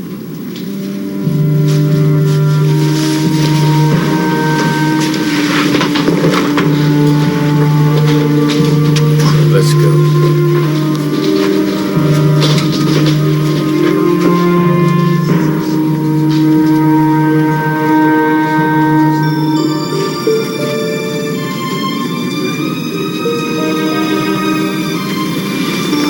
Well, Adam, if you're such a great magician, make all this go away.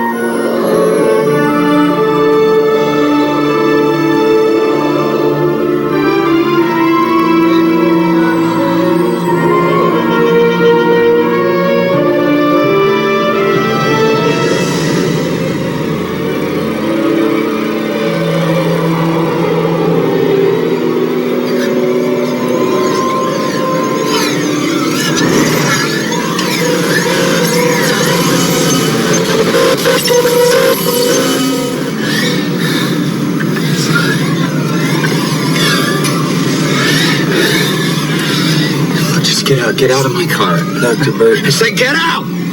I can't. We're stuck in here together. Stuck where? Where the hell are we? In our dreams. What, like mental telepathy? Thoughts are like radio waves. If we can figure out how to tune into each other's frequencies, they can be sent and received. I'm in tune with you. We're both receiving the same message. You're picking yours up with your equipment, and I'm hearing it in my head. That's what's causing all this pain.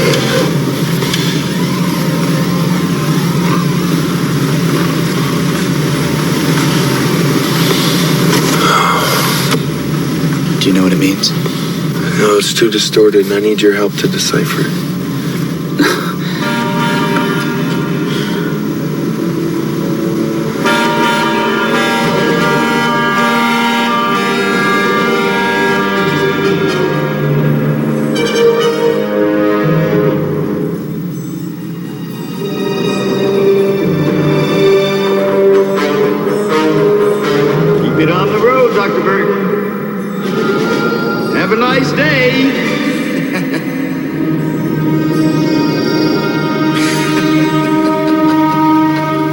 spies involved in your project, Alex? That is classified information. What else is on that rocket? I said, keep it on the road. You can't trust spies. You're just trying to protect the planet. From who? From what? Do you know what the message is? You know.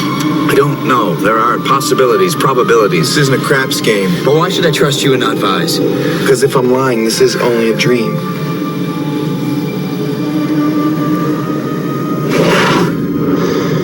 Okay, in a nutshell, it goes something like this. Your time is up. Give or take a nuance or two. What else is riding on that rocket, Alex? Loaded dice. And they're gonna roll in 13 hours.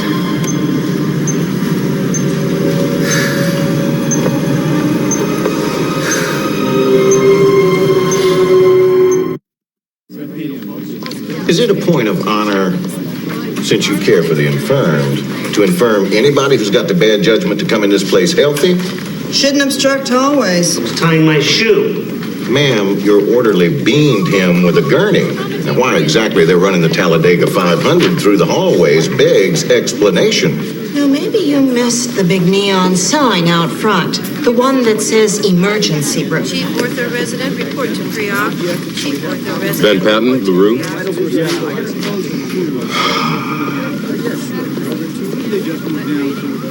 I don't want to know. MacArthur's here all right. He's unconscious in ICU. And the bad news? Once bitten, twice shy. You smell him same as we do. Vice. Everyone's favorite colonel. I think it's time we snoop Vice's 20. LaRue, I want you to get on the phone to the local PD. I want this building sealed up tight. Van Patten, I want you to call the LA field office. I want a helicopter down here ASAP. It's time we took Mr. MacArthur to our nation's capital. The intracranial pressure is too great for any hope of a normal recovery. He should be in total systemic failure. Some people don't give up that easily. Prep him, Dr. Ryan. You're going to have to go in and remove the mass. I don't think surgery. We're saving his life. Maybe. We don't know for sure what it is, and you know the risks of this kind of operation. He's been stable for almost 3 hours with no further inflammation. Prep him, Doctor. You have no other option. You think I give a flying list about scientific access? I told you to shut down all outside links.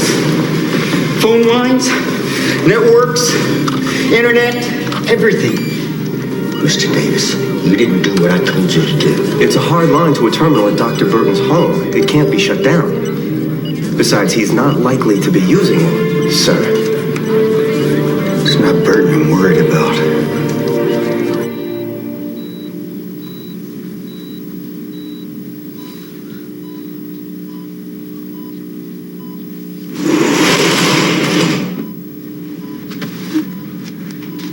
Can Dad hear me? Sure he can, sweetheart. I've been talking to him all day. Go ahead. Say something. Hey, Dad.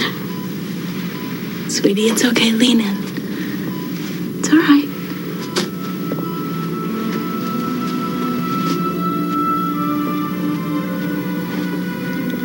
Dad. It's me, Steven.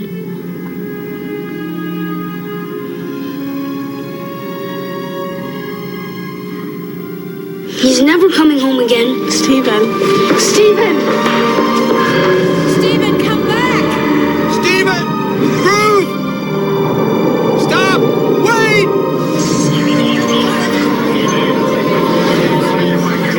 Just turn the damn thing off! All my life I've been trying to communicate with the universe. The irony is I can't even talk to my own family. You've lost some time, not the race. I always blamed it on time. Never enough time. Dad! Hey, Dad! Dad! But that isn't the problem. It's work that lets us be good providers.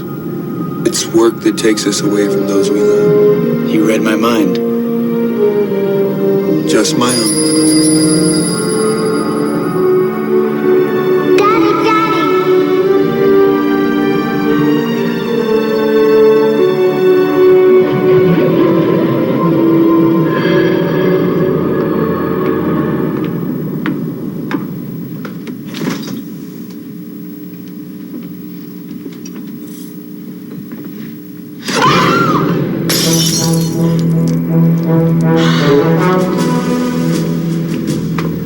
Mrs. Burton. Get out.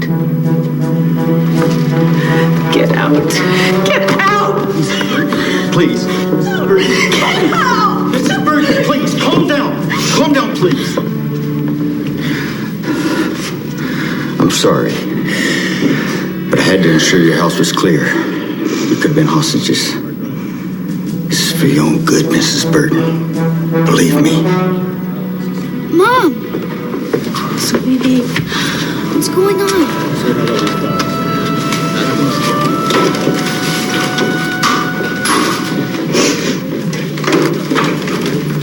I want you out of my house. This won't take long. A man will remove your husband's computer and then we'll be on our way. I can leave a detail on watch. No. Do what you have to do and leave. All of you. When is this gonna end, Colonel? I wish I knew, ma'am. I wish I knew.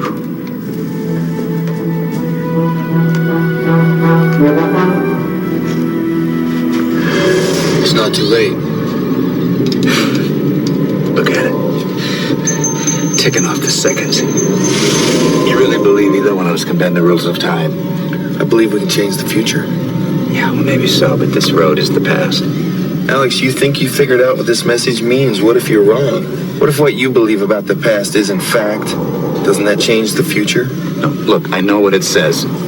Language is a subtle tool. It's easy to misinterpret, even if you have the words right. I didn't get them wrong.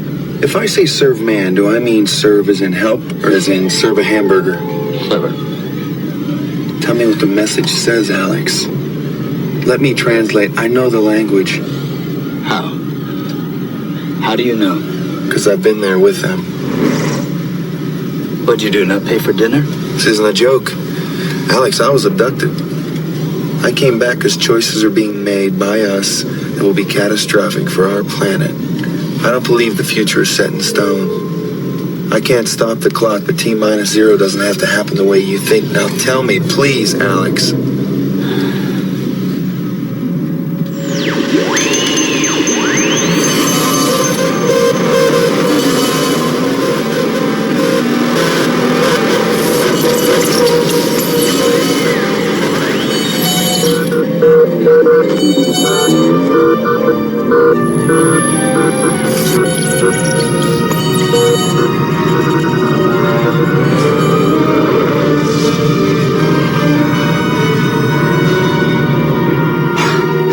What was that?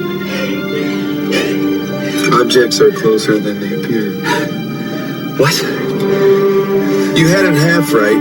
The message is your time is up. No, I got it all right. We're in danger. You had the address C wrong. The message is for me.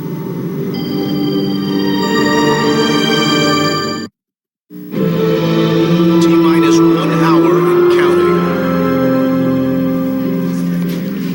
There is no discussion. We are taking custody of Mr. MacArthur now. You can show me a picture of J. Edgar Hoover in a tutu for all I care, but you are not going any further unless I have approval from Dr. Ryan. Fine. Where is he? She is in surgery, trying to save your fugitive's life. Surgery? Well, take me there.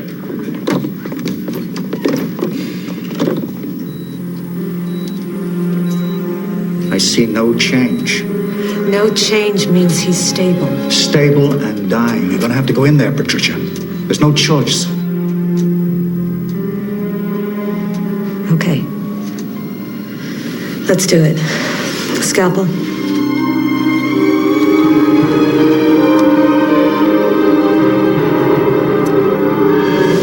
It's a buoy, a beacon.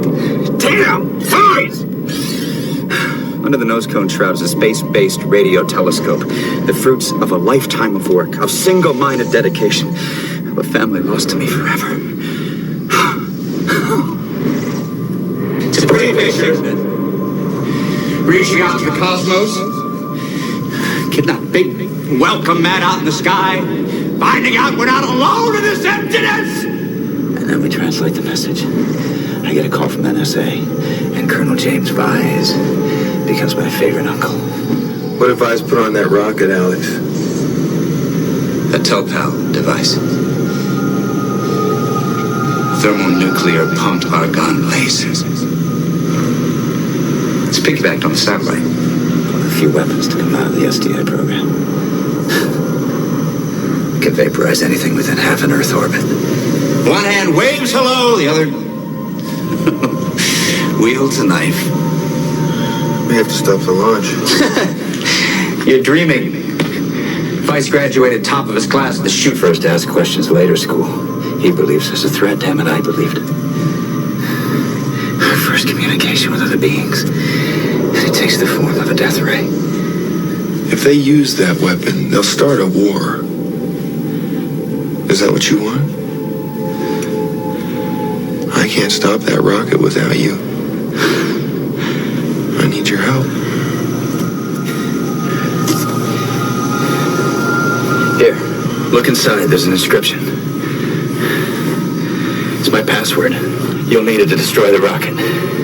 First, you gotta get into my house, get into my computer. 1 minute after launch, you can send a self-destruct signal. It's the only way. 1 minute after launch. There's enough time. You think you could, explain all this to Steven and Ruth? Let them know how much I loved them. You have to do that yourself, Alex. I can't. Why not? My destiny is to die in this car. Your destiny is to stop the rocket. Not if it means sacrificing your life. We don't have a choice. When that rocket launches, I'll be dead. At T-0, my time is up. No choice. See?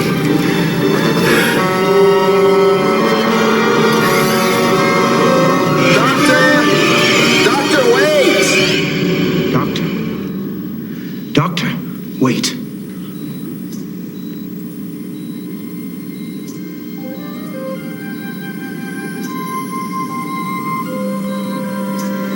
The mass is shrinking. What's happening?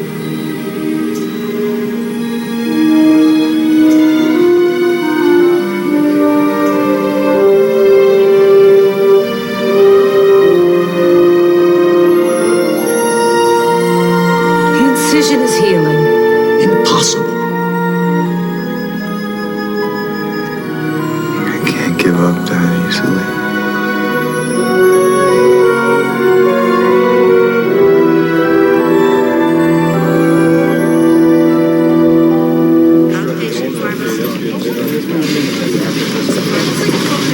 Oh, happy day. Your boy is back in ICU. Follow me.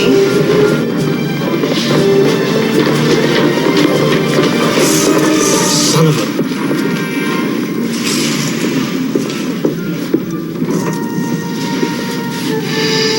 Grand Patent Check Committee. LaRue ER. Go, go, go! This is no way to run a hospital. IMU pre-flight alignment has begun. I guess you really are a magician.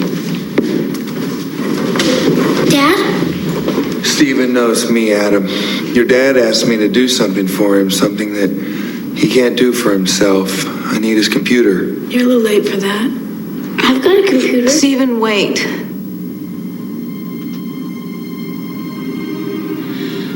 My husband's in a coma. He gave me his password. I don't think so. It's forever. It's written on the inside of both your wedding rings.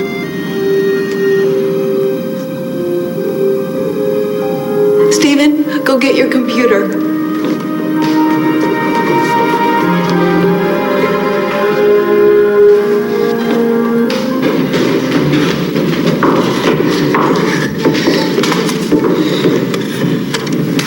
My dad got this for me. Steven wanted a bicycle. You gotta plug this in for it to work. Come on.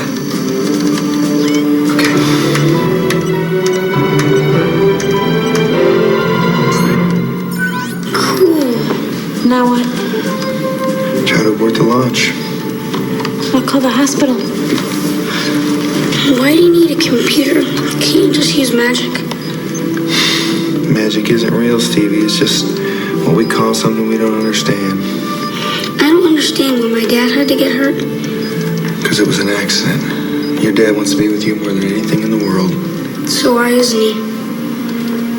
Well, he bought you this computer instead of a bicycle. That was a choice. Sometimes we don't get one. Either the store's closed or all the bikes are sold. We don't always get to do what we want. It's not fair. Well, what if your dad bought you the last bike in the store, then the next little boy who came in there with his dad, there wouldn't be any left. Sometimes the things we do can affect a lot of people. So what's so important about everybody else? Well, if what I'm doing works, you can grow up in a better world. Don't you want that?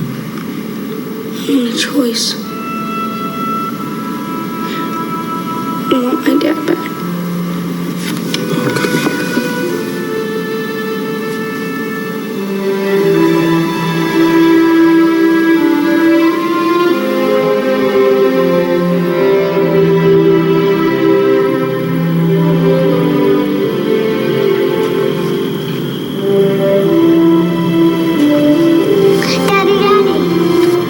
Jason, my boy.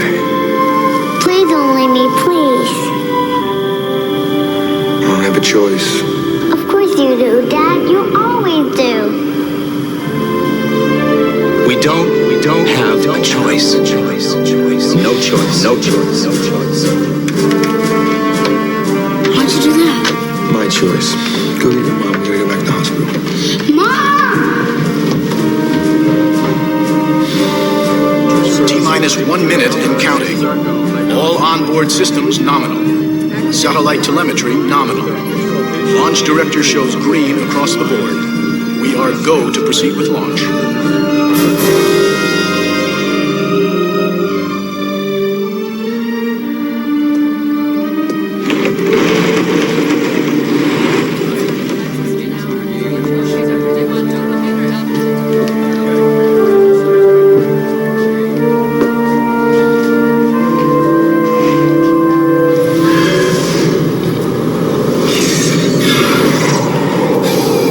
What are you doing here? Did you stop the rocket? No. Why?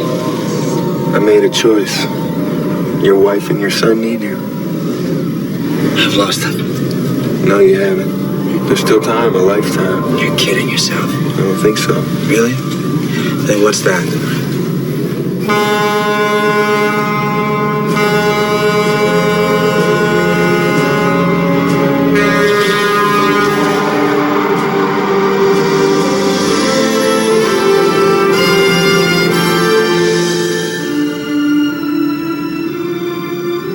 Ten, 9, 8, 7, 6, 5, 4, 3, 2, 1. Main engine ignition. We have liftoff. I beat him.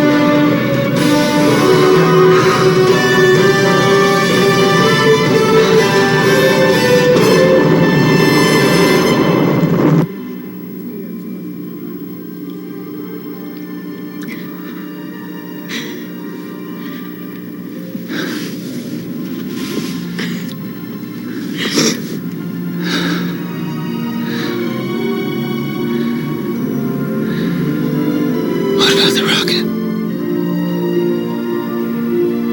The war? I'll find another way.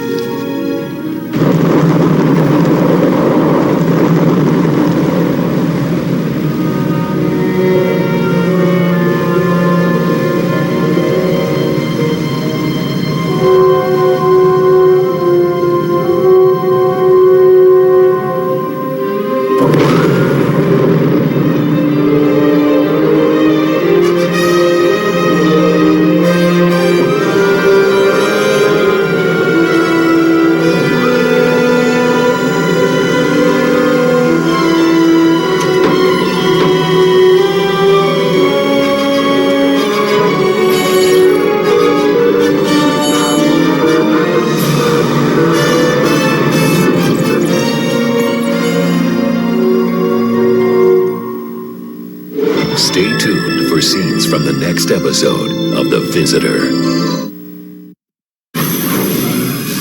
Next Friday on The Visitor. Let the rapture begin. A bizarre cult The Omega just declared MacArthur their messenger from the mothership. foretells of an alien invasion. I am a messenger. One man has seen the future. Who are you? But no one believed it could happen. They may be kooks, but they didn't have it wrong. Until now. Something's out there. Something's coming. The landing site? You bet. An all-new Visitor next Friday on Fox. Al's in a 1-hour special. When the Tanners lose Al, he makes some new friends to get back home. It's Al's special Christmas. Then, Philip Michael Thomas hosts an all-new Motown Merry Christmas with the Pointer Sisters, the Temptations, and many more in Motown's Merry Christmas, a night of specials Monday. This is no night for weak batteries. Got enough energy to pull us through, Rudolph? That's why you should test all your batteries with the Copper Top Tester. A little present. Only from Duracell.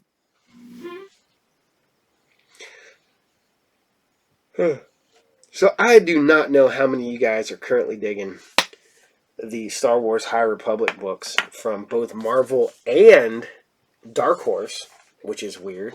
But DK put out this. This just dropped this week. This is the Star Wars High Republic character encyclopedia. I love these things. DK is pretty much known for making mostly kids books. I have tons of reference guides. I know you can look them up on the computer, but there's nothing like having it in hand, so you can go here and go, okay, who is that character? Oh, that was Elelica Zavuran. Zavuran? There you go. Boom, there she is. Boom, there you go.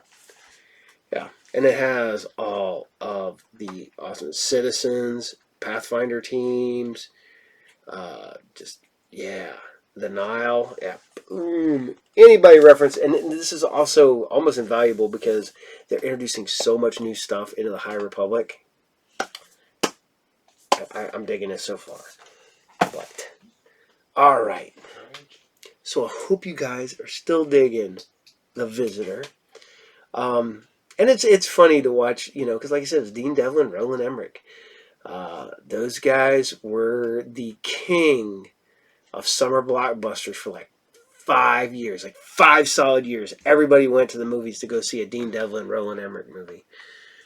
And then they tried to come back, and then we got the much delayed, much maligned Independence Day sequel that I have never finished watching. I just could not get into it. I've tried watching it like 3 times now, and one of these days I will just watch it. Just watch it from beginning to end. No getting up. No, maybe getting up because I pause it. It's not a movie theater. So, we'll see how that goes.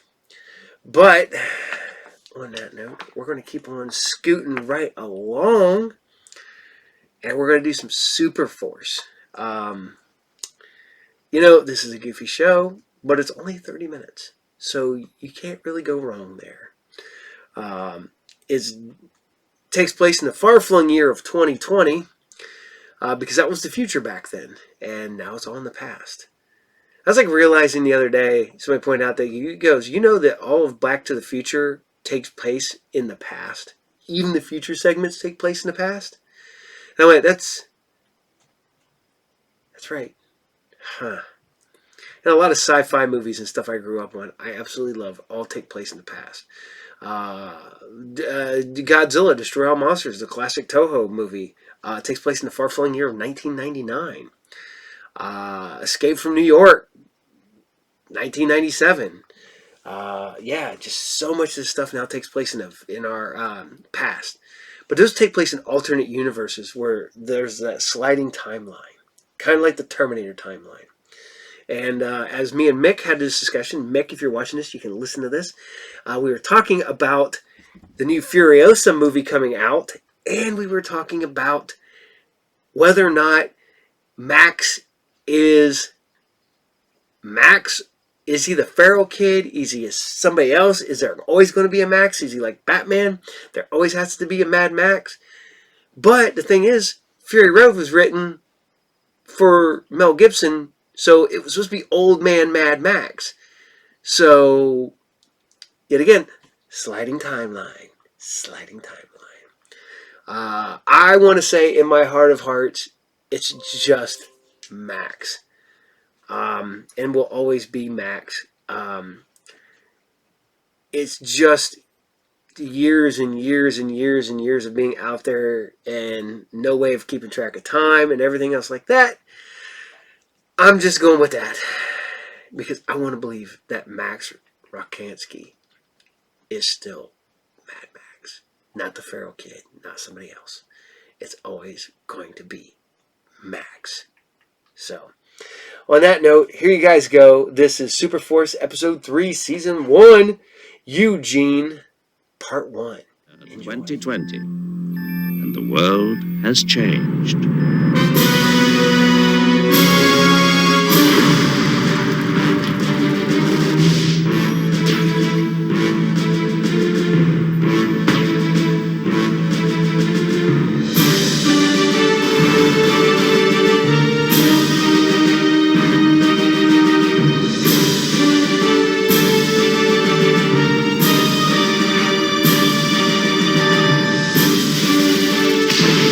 Times are tough.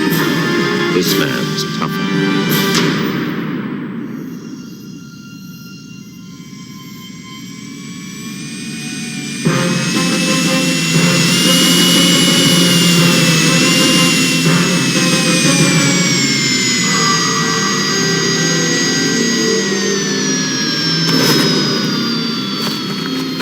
I know what you're gonna do.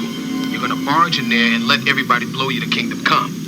I knew it was a lousy idea to establish radio communication with you. No, I'm gonna barge in there before they blow me to Kingdom Come. Okay, but I warned you. There's enough stolen artillery inside to wipe that smile off your face. How do you know I'm smiling? I know you.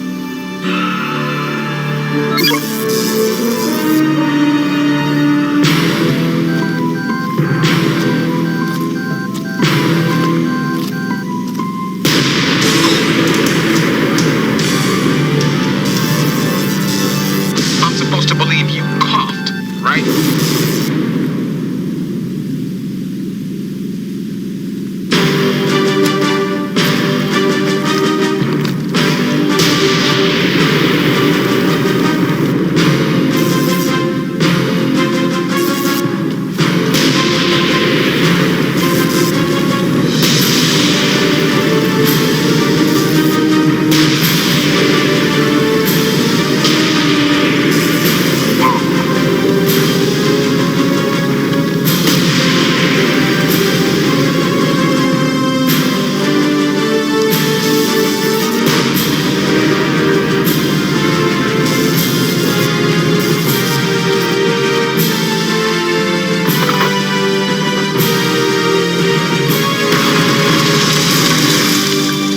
You missed me.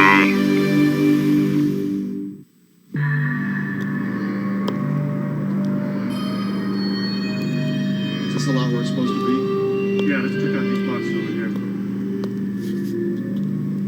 I want to be in one of these.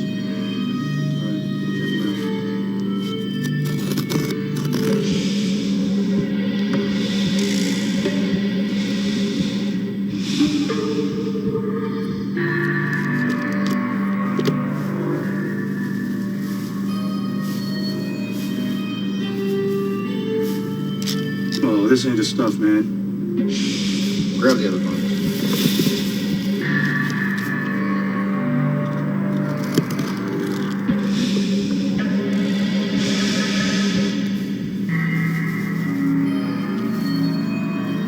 There it is. Yeah. Put a tanker out. Get out of here.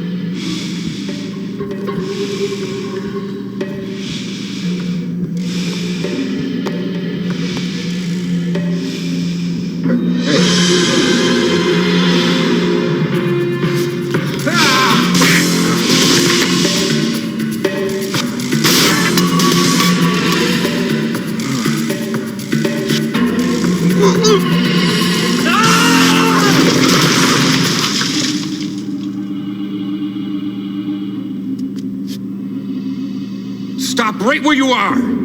Whatever you are.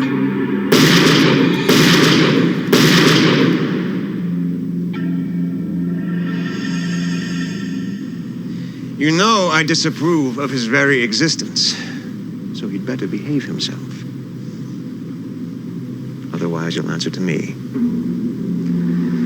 And so will he. I never seen anything like it. Must have been 7 feet tall and just about as wide. Well, pretty damn strong, too. I mean, this is a concrete wall. I'm telling you, it wasn't human. Okay, it wasn't human. Can you at least describe, then, what it was? Yeah, it was, it was too dark. I just didn't see it. All right, let me get this straight. 2 guys and the creature from the Black Lagoon break into here, and only the creature gets away. That about right? There you go. Thanks, Rio. I'm not superstitious, but if you're going after that thing, I'd take along some silver bullets. Hey, there's an idea.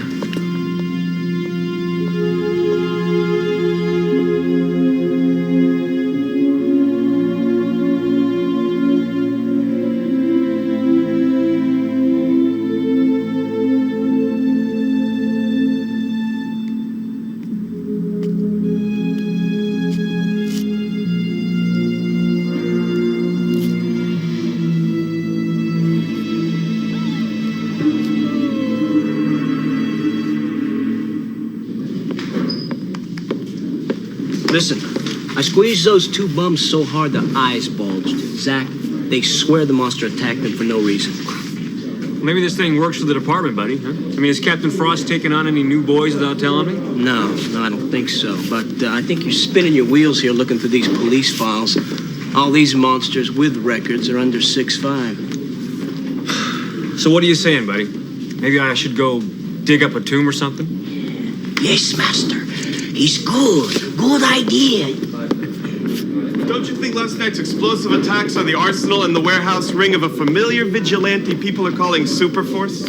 I don't know what you're talking about. Come on, Captain Frost. The guy's been knocking out hoods all over the city. Do you have anything against a guy knocking out hoods all over the city, Mr. Craig? Even the bad guys have rights, Captain Frost. Tell you what. When they break into your cozy little house in the suburbs, be sure to read them those rights. No comment, huh?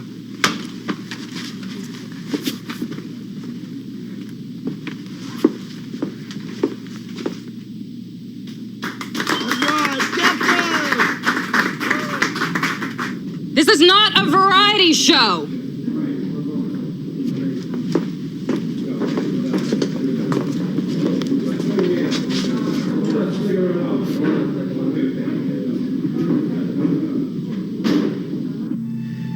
He's loose. I have to stop him.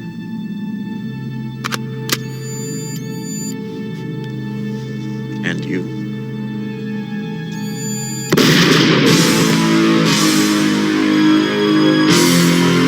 Superforce, friend or foe? Either way, does he or anybody else have the right to take the law into their own hands? Please, I'm too old, too rich, and too dead to have to listen to this.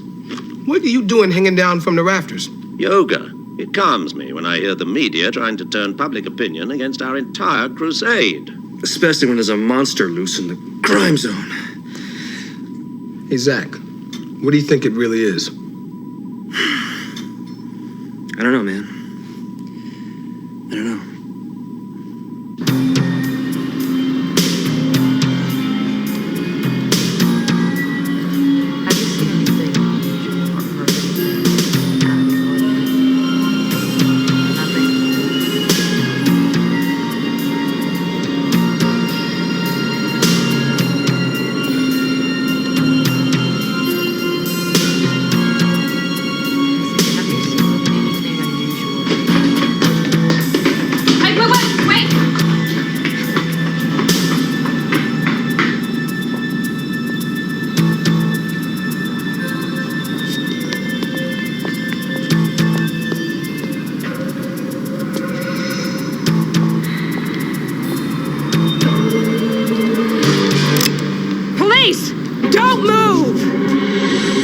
Whatever the hell you are.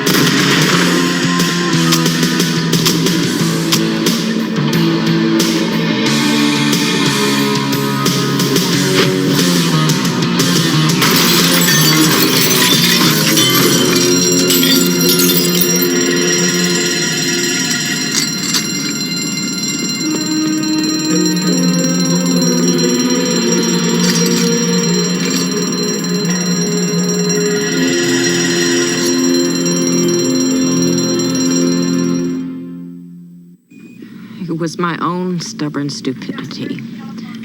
A cop should know when to get out of the way. Yeah, well, your description of the assailant is... it's pretty wild. Are you sure you saw the guy before you went through the window? Damn it, Zick! Oh. Come on, Captain, you got 2 broken ribs. You know, the rib bones connected to the backbone and all that. You're just lucky that I'm out of commission. Listen, seriously, what were you doing out on the streets? I just wanted to prove to myself that this monster wasn't some trick-or-treat version of Superforce. Hi. What's that? Her phone number? No, it's a command invitation to visit the Joint Chiefs of Police now. Listen, I'll tell the rest of the gang to come visit you before you get back into your yelling condition. Detective Stone. Yeah. You didn't read the back of this note. Why, what's there? Her phone number. Thanks.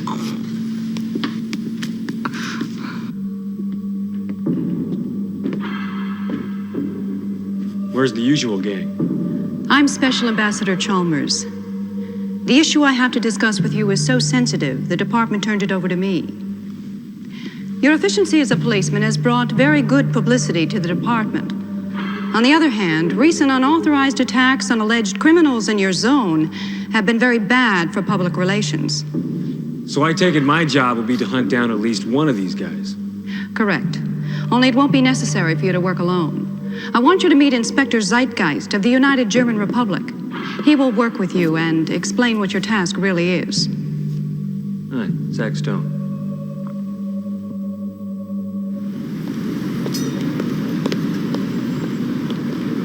So now you've seen every place that your monster's been spotted. Eugene. His name is Eugene. Oh, Eugene, Wolfman, whatever. This is my first opportunity to really see your city up close. I find it incomprehensible. Well, we're not exactly taking the scenic route. Why do you show information on the wall like that? Don't your people watch television? Some do, some don't. It's a fallback position.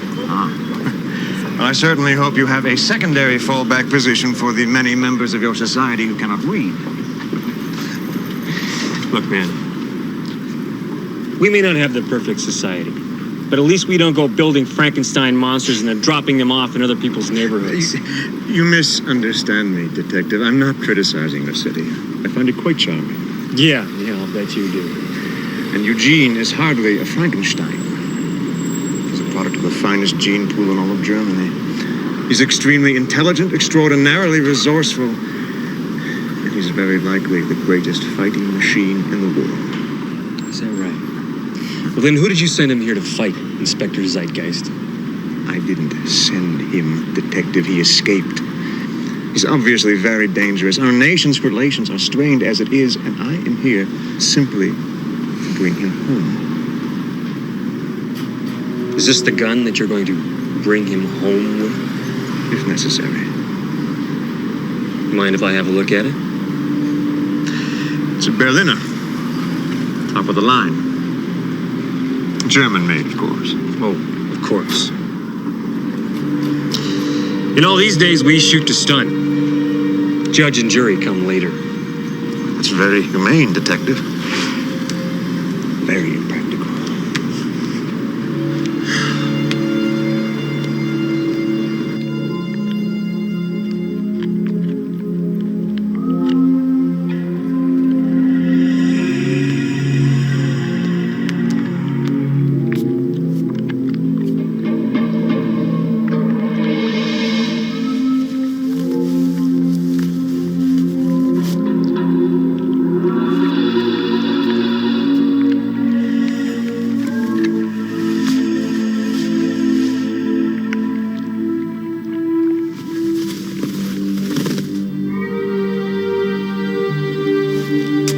Come here, Legion.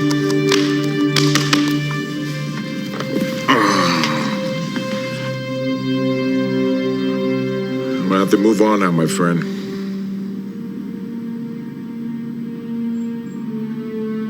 No camouflage can hide me anymore. You're gonna have to take care of yourself from now on. Won't you do that for me? Come on, Zach, make a move. I'm going to beard sitting here. Look, you have a quick, intuitive mind. I have a slow, more calculating mind. Takes me a little longer, but check. Oh, you look smug. Yes, I do. I hate when you look smug like that. Check this. Damn. Well, go on, Mr. Calculating Mind. Let's see you wriggle out of this one. Just give me a couple of weeks here. Still no word from Mr. H. No. I guess bugging that Strudel Zeitgeist's gun isn't gonna pay off. No, there's a lot more he knows about Eugene than he's telling. And you'll find him a whole lot quicker if he thinks I'm not around. Well, I hope it's soon, because I'm dying here.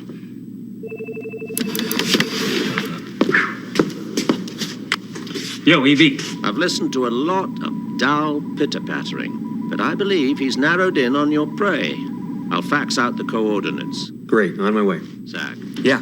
The weapon he's carrying is a Berliner, isn't it? Yeah. Dress for the job.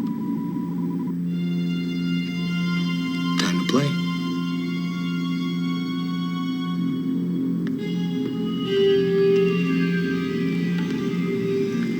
Come on out, Eugene.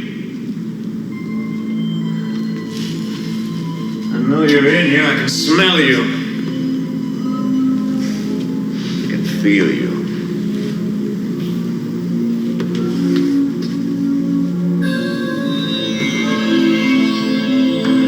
You can't outrun me, Eugene. My fighting skills were cloned from yours. I know your every thought.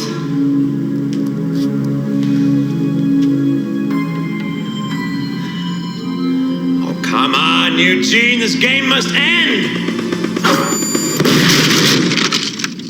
Verdammt!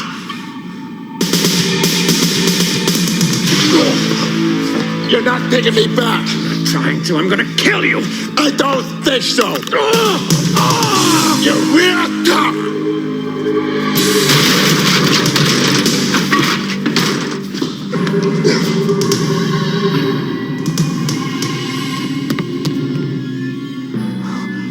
More of us will come after you. We'll destroy you. You won't find me. But I will. Who are you? I'm not your enemy. But if you kill that man, I will be.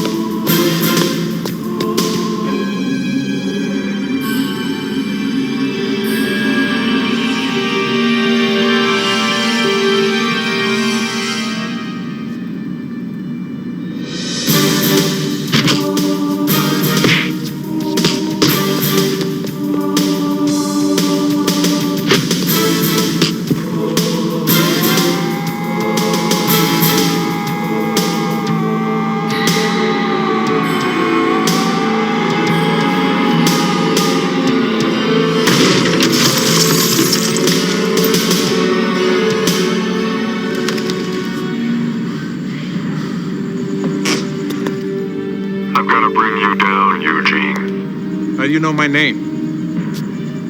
Do you work for them? I don't work for anybody. I just fight for the law. The law I know is survival. I want to live. I want to be free. I can't let you stop me or anybody else. We've been fighting the same enemy so far. I was hoping it would stay that way. I fight for only one man. Myself.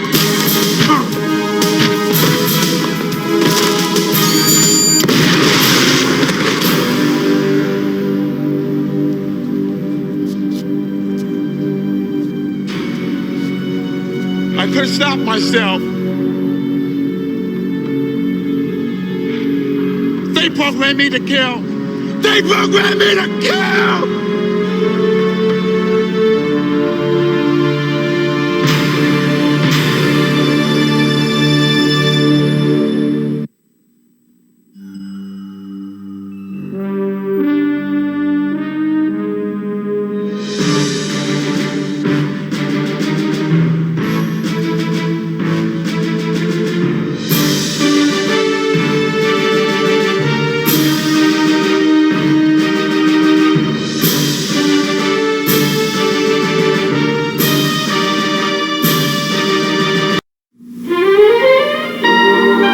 Nicest gifts under the tree are the ones you make yourself. Say happy holidays with these strawberry almond bars. You blend buttery tasting parquet margarine and brown sugar to make a base. Spread with Kraft strawberry preserves and bake. Drizzle with melted almond bark. Cool and slice. Wrap with a bow and they're ready to go. Make this Yuletide apple dip for a hostess gift. Bring out the flavor of chopped apples and onions with delicious Kraft real mayonnaise. Add sour cream and chill. Then slice Lender's Bagels halves, arrange, and wrap for a gift that's always in good taste. You can treat someone to the fine art of snacking with Cheddar Crisps. Cracker Barrel brand sharp cheddar cheese makes them special. Shred and prepare a cheese dough. Add crushed potato chips. Form like this and bake. For season's eatings that say season's greetings. Create this festive sandwich tray for giving and start with Velveeta processed cheese spread slices. There's no single cheese like it. Arrange with ham and pepper rings and add a special holiday spread of chopped vegetables and parquet margarine. A beautiful way to give the season's best. Kraft TV special recipes are in TV Guide magazine. Celebrate the season with Kraft.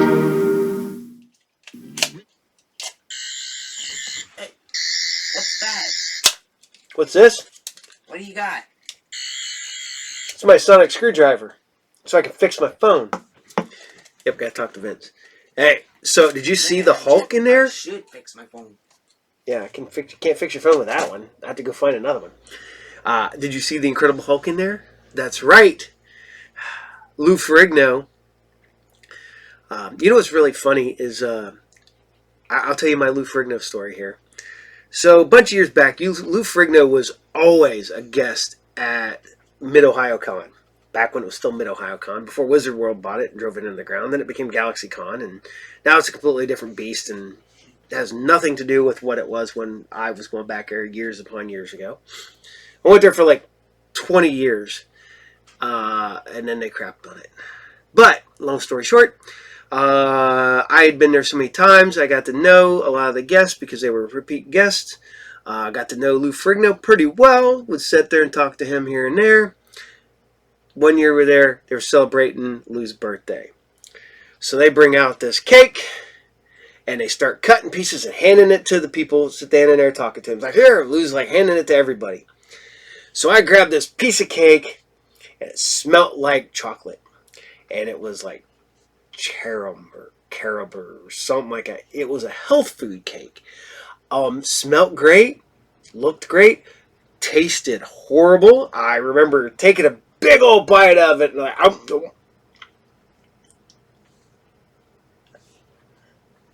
I scrape my tongue, I look around, and there's no trash can. And I don't want to, like, throw it away or just leave it there in front of Lou. So basically I walk over and I drop it into a plant on the in the hotel. So I don't know if they ever found the cake I stuck in the hotel plant. That was part of Lou Ferrigno's birthday cake that I tried to eat, and it was horrible. So, long story short, that's my Lou Ferrigno story. Although my other Lou Ferrigno story is fun, I'll tell you that maybe next week. But on that note, we're going to hopefully put an episode past credit, so hang out. If it's there, it's not. I'm sorry, that means YouTube said no. But what I'm trying to do is I'm loading up videos to Patreon. So the old videos that were cut due to YouTube, stuff like that, hopefully I can put them over there. So we'll work on that. But we're going to draw a close today. And I want to say again, thank you to all of you. Autumn, you're awesome. Those of you who have written me and stuff like legit fan mail, like letters in the mail, thank you. That legit means a lot to me. I keep everything. Every letter that anybody's ever sent me, anything anybody's ever sent me, is boxed away. I just got a couple this week. I'm gonna put Autumn's stuff she did for me up soon. I'm gonna do some rearranging here soon.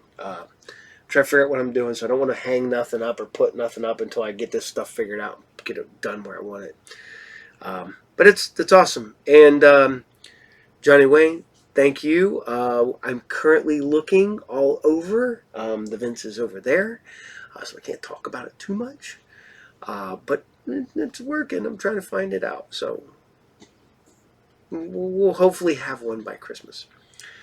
So I want to say thank you to all you guys. You're all awesome. I'm going to do the rundown. Oh, by the way, why we did not have Group Therapy TV on Monday was all the captain's fault, kind of. I was shooting a show with a wrestler friend of mine, and he could not figure out Zoom. So he goes, well, the last interview I did was via FaceTime. And I was like, well, let's see if we can do that. So I shot an entire hour-long show and went to edit it together, only to realize that I'm in the picture, Ron's in the picture, he's answering all the questions, but all of my audio is gone. So he's answering questions that I'm not asking. So my kids and everybody is like, you should go back and re-edit it and put stupid. I'm like, I probably should, but I think I'm going to bring Ron back on again, and we're going to figure this out better, and we're going to get him on a better show. So I apologize for that. That was a horrible pain. We're going to have some stuff going on this weekend. So hopefully, I got a couple guests booked this week. So hopefully Monday I'll have a new episode, unless that falls through for some weird reason. I mean, it could. But maybe I'll pop back in and do another live episode and talk to all you guys live. So every Thursday at 8 p.m. on the Talk and Roll channel, my other channel, Talk TALKNROLL, with Hawk and the Captain. We are doing interviews with people all over the world, man. If you like heavy metal, hard rock, really music, because some of the stuff isn't hard rock, heavy metal. We've done synthwave too. We got upcoming guest Ricky Rocks out of Detroit, and then we've got some other guys coming in from Akron. So hopefully we'll be posting some of that stuff soon. So check that out. And then you're watching SciFridays every Friday at 8 p.m. Eastern Standard Time. And as always, every Saturday, the beast, the juggernaut, the monster that is Saturday morning serials. I know I don't have the best quality episodes. I don't have, all the high, cool editing, software and stuff like that. And the captain puts it together, brings you a new episode every week. So sometimes I cut a little tight, not gonna lie. So on that note, hopefully on Talk and Roll soon I will be dropping episodes of Paul's vinyl reviews, or the Captain's vinyl reviews. So you can come over there and check out. I've been buying albums and I'm going to have a few stocked up so that I can do new albums that you guys have not seen yet on there. So, okay. So, blah, blah, blah, blah, blah, blah. All right. On that note, I'm going to bid you all adieu, a farewell, a Wiedersehen, vaya con Dios, adios, aloha. I'm going to bid you all farewell and goodbye. And take care of each other and be cool. And on that note, Captain out. Bye.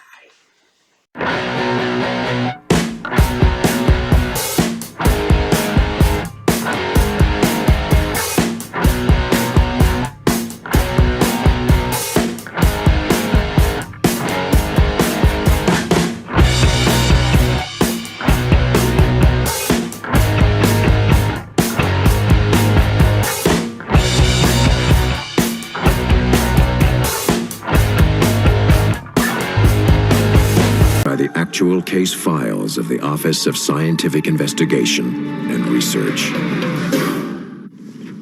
Well, there it is, our new house, in all its unfinished glory. Looks great, Dad. Come on, I'll give you the grand tour. Dad, I've already seen the pictures and the floor plan. And Dixie, since your mom didn't feel up to coming, at least you could pretend to be excited. Whatever. Let's just get this father-daughter stuff over with.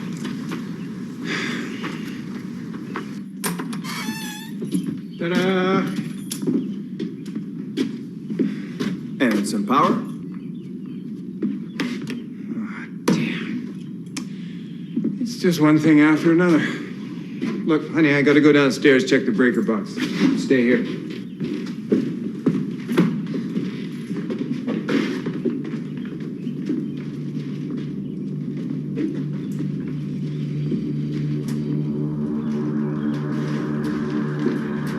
Dad?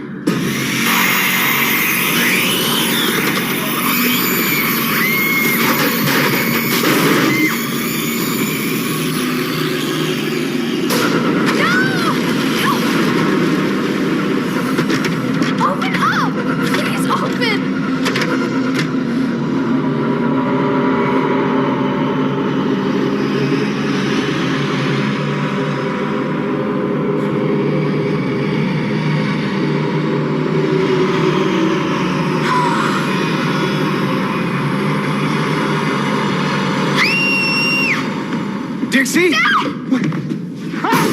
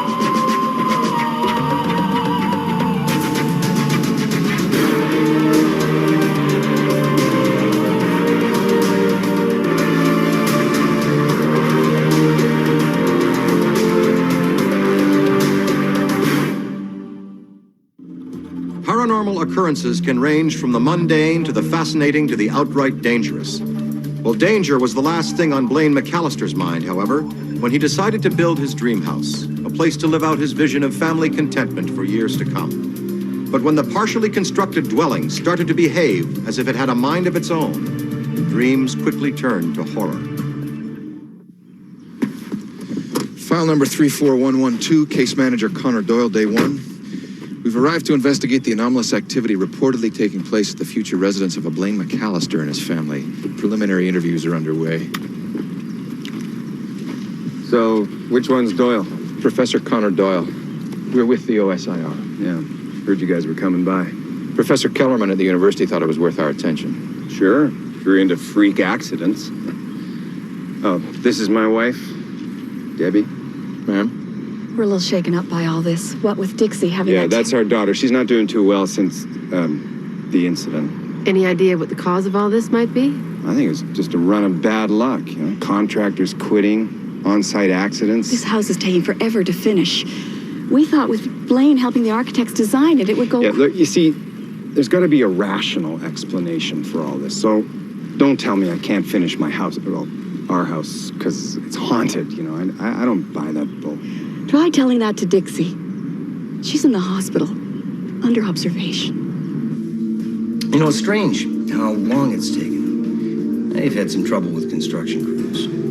We were the third team hired by Mr. McAllister. And after what happened, I mean, you couldn't pay me and my crew enough to go back to that place. I sold the McAllisters the land about a year ago now. It was a lovely piece of property. I got it for a steal. They were going to build a dream house on it. There was this one day, things just went nuts. You know, equipment wouldn't run, or would start running by itself, or floating around. And there were these bizarre noises, howling, roaring sounds. And then the front door just exploded off its hinges just as Monty was coming in. He must have flown 15 feet. Then the floor around me got so hot, the bottoms of my boots began to burn. But the last straw, Joey Hats, he's walking around the outside of the house when all of a sudden he's up to his neck in this stuff. It's like quicksand, you know, or mud, I don't know. I mean, we pulled him out just in time, but the guy's lucky to be alive. Keep sharp and stay in eye contact. I don't want anyone alone. Whitman, Silva, run a scan for any possible toxic hazards. Yes, sir.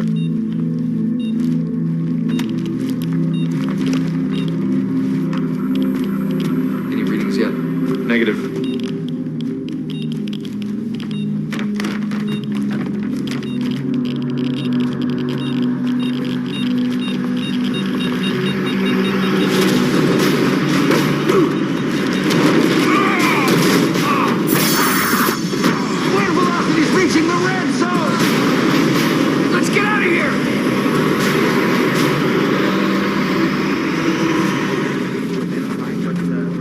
Case log update. Out of concern for the safety of my team and due to the volatile and extreme nature of the phenomena, I'm requesting permission to expedite protocol and begin an immediate environmental assessment. It's remarkable, you know, baseline results have returned to normal. And why the occurrences take place? Gravitational fluctuations, electrostatic discharges, background radiation drops off the map. It's pretty extreme. Not to mention an IR-210 projecting out of Whitman's hands and flying across the room. Anton? Physiological assessments show nothing with the McAllister family that would account for the phenomenon. There is one point of interest, though. Debbie McAllister is expecting. Well, I guess congratulations are in order. Blaine doesn't know? I don't think so. He's in for a shock. They're going to have twins. Yikes. Really? Why wouldn't you tell him? I think the chaos of the situation, the uncertainty about the future of the home. Possibly. What about overall family dynamics? Aside from the pregnancy, the stress levels are above average due to the condition of the daughter. She's still hospitalized, and she shouldn't be. It's worrisome. She's exhibiting a failure to thrive. Lindsay, what have you found? The property has changed hands 3 times over the past 80 years. Most recently, it was sold to the McAllisters. That was 6 years ago. When did the occurrences begin? Shortly after, but no report of anything strange by the previous owners. Background checks?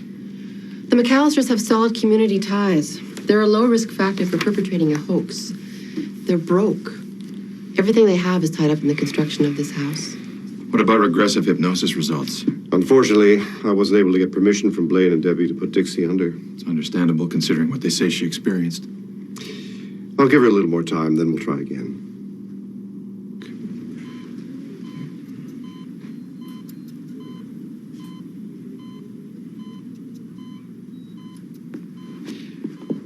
Now, Dixie, I'm going to take you back 3 weeks. It's May 28th, and it's about 6 p.m. Where are you? My dad and I are driving up to the construction site. Do you see the house yet? Yeah, it's a mess. Things are moving. It's getting so windy. What's happening? It's fine, Dixie. Just be calm. Please continue. There's someone in the middle of the wind. Can you tell us where is the middle of the wind? Upstairs. There's a shadow. It's rushing toward me. No! No! Dixie, calm yourself. Now I want you to slow everything down and tell me exactly what you see. It's right in front of me. What is it? It's someone, but I can't tell who it is. Wait, I can see someone. Who is it, Dixie? Who do you see? It's me. But I'm different. Different? I'm wearing glasses. My hair's shorter. I look almost like I'm older. All right, Dixie, you're doing fine. Now, I just want you to... She's scared. She's so scared. No! There's another shadow. It's coming for her. It wants to hurt Dixie, her. calm yourself. Nothing is going to happen to you. Now, I want you to slow everything down again and describe to me the second figure that you're seeing. No, I can't tell. And there's more figures lying on the floor in the dining room. How many figures, Dixie? I think this should 2 stop. or 3 maybe. But the big one She's isn't terrified. stopping. It's coming for me. It wants to hurt me. Oh my God, Dixie, no! come back now.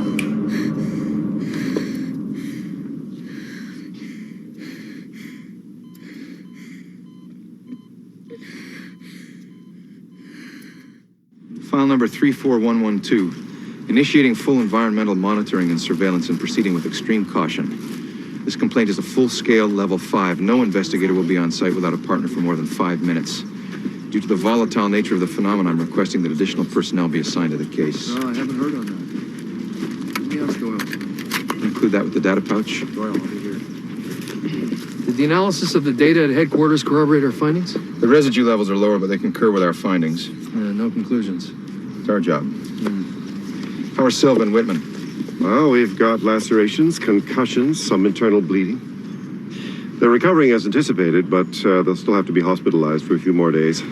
77 separate accounts of unstable and destructive AKA in the last 2 days. And that doesn't even include all the testimonials from the various construction crews before we arrived. I've just been reviewing their accounts. This big black figure, I don't know, like a shadow or something. It's blasting through the room and throws me against the wall. The worst thing is this high-pitched shriek. I still can't get that sound out of my head. His account was verified by several of his co-workers. Is there any pattern developing as to when the activity occurs? No consistency whatsoever, although it does appear to be building. The shadows figure prominently in everyone's testimony. Are there any first-hand sightings by our team? No, not yet. Although we've got the equipment in place. Something's out there, we'll get it on tape.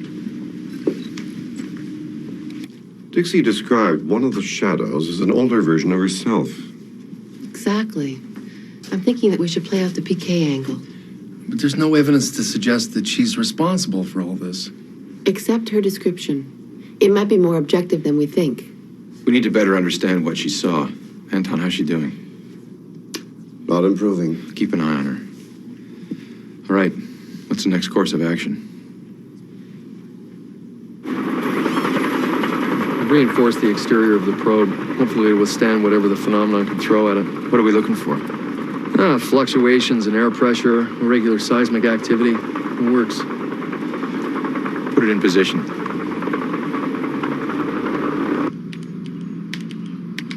Affirmative.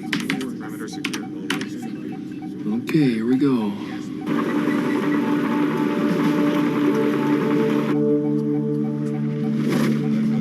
What was that? Pan right. Ambient temperatures fluctuating. Have you registered any kinetic activity? Celsius readings dropping rapidly. 10 degrees, -10, -20. What's the exterior temperature surrounding the house? It's constant. 22 degrees centigrade and holding. The temperature decrease is only occurring inside the premises. Remarkable. Still online. Wait a minute. Are you picking that up? Registering strong electrical activity. We recording this? Getting it. Try and pinpoint where the seismic activity is originating. Check this out. Temperature levels are now increasing. Exterior is still constant. Interior, +15, +20 degrees Celsius. Seismic activity contained to the first floor. It appears to be approaching the probe. Something's moving in there. There. Are we getting all this? We're losing RF transmission. Seismic activity on top of the probe. Damn.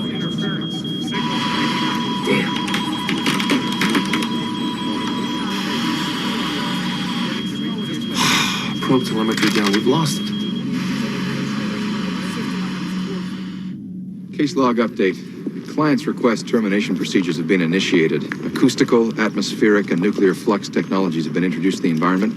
All elimination procedures have thus far proved unsuccessful, considering bridge procedure with OSIR AI specialists. AI specialist? What's that? It's, operative specializing in alternative information utilizing metaphysical techniques. Pardon me? She's a psychic. Oh, come on. Her gifts are really quite remarkable. We've tested her extensively. Well, how can she help? We've had some success with these procedures in the past. Contact with the other side helps us develop non-mainstream scientific approaches. Well, look, I'm beyond questioning anything now. You just do whatever you have to do to make this thing stop. How's Dixie? She's getting worse. Debbie's worried sick about her. And I mean, physically sick, in fact. I was talking with Dr. Hendricks. Oh, yeah, right. He feels that Debbie may be under some pressure. I'll say. She's talking about cutting our losses and dumping this place. So why don't you? Because we've always dreamed of owning our own home. What's really important to you, Blaine? Your house or your family? You're not in this alone. Go talk to your wife.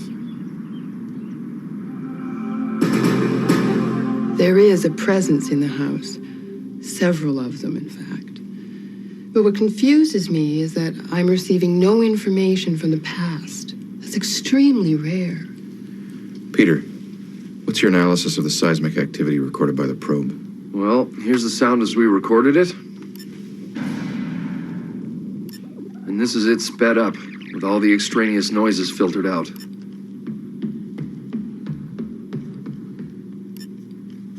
Footsteps. Exactly. But coming from what or who? Dixie described what, 5 figures? One of which was the older version of herself. Anton, it was definitely twins Debbie McAllister's having? Yeah, she's well into her first trimester. It's quite a shock for Blaine. Are you suggesting that all of this could be related to precognition? Well, I was unable to sense anything from the past, which leaves the future as a possibility. All right. So there's 5 shadow figures, 5 members of the McAllister family once the twins are born. Exactly. What if, in a parallel dimension or another timeline, the McAllister family moved into this house and lived there for several years? And then something happens. A home invasion, leading to multiple murders. Or worse, a family member flips out and goes on a killing spree. Where are we heading with this? Perhaps, somehow, the parallel family is trying to warn our clients not to move into this particular house. And Dixie is the messenger.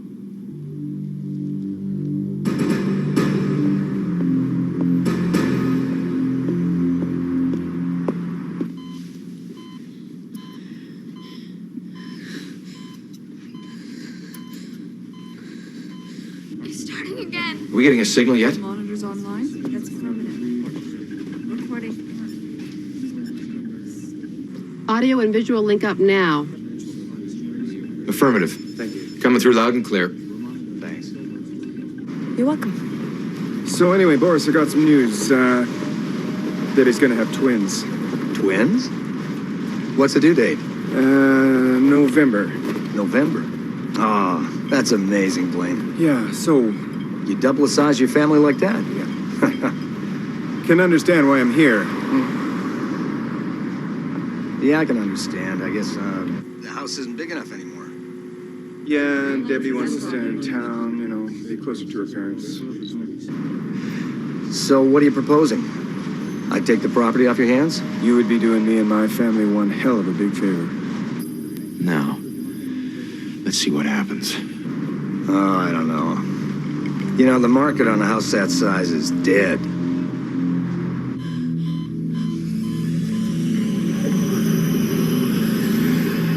Please open! No. Yeah, but new housing starts are up about 30%, so it's only a matter of time. Time's money. No.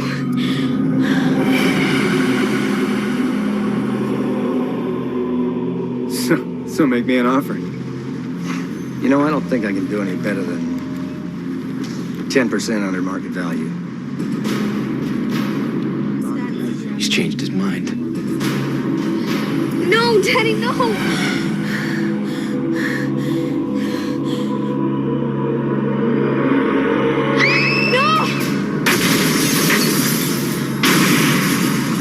Come on. It's directly affecting Dixie's vitals. No.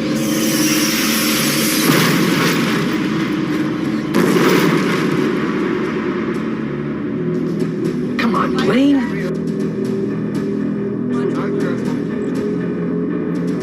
Done.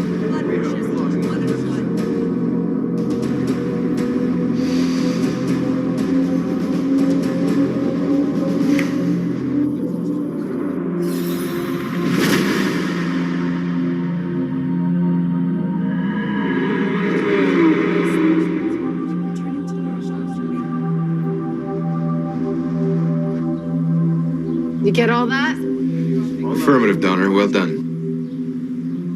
Well, it worked.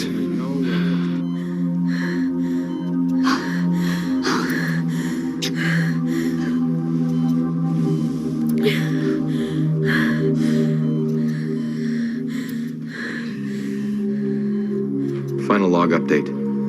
After the land transaction was finalized, we determined that the selling of the property by the McAllisters resulted in the disappearance of the phenomena.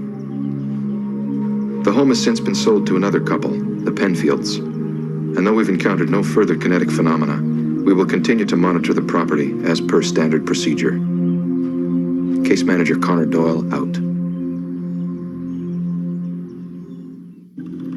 Was this simply an extremely active poltergeist haunt case in which the McAllisters were being warned about dire events to come by future visions of themselves should they move into their dream house at 5214 Corvallis Crescent? Well, this is one speculation investigators could formulate. When the OSIR made it clear that his family's safety might depend on it, Blaine McAllister willingly sold the house. And Blaine learned the sometimes elusive but ultimately obvious truth that a dream home is not built with wood, brick, or stone, but rather on the foundation of love, the contentment and happiness of one's family. Come on, Adam, slow down. No way, look, skinny dipping was your idea. My excellent idea.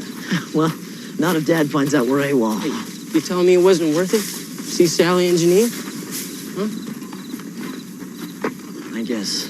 Look, if we keep going, we might get home for breakfast. Oh, this sucks. Let's cut through Layton's ranch. That'll get us home in 20 minutes. It's off limits. That's so are Sally and Janine. You're not church-going girls, boys. Hey. It's 3 o'clock in the morning. How's Layton ever gonna know?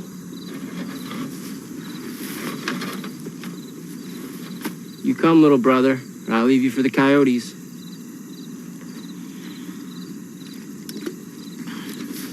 Come on, you loser. Keep up. You sure we're going the right way? Sure, I'm sure. When you get over that rise, you look for Beacon's gas station. And we're home free. You got it. Hey. Did you hear that? What is it? Something's coming. Let's go. Run!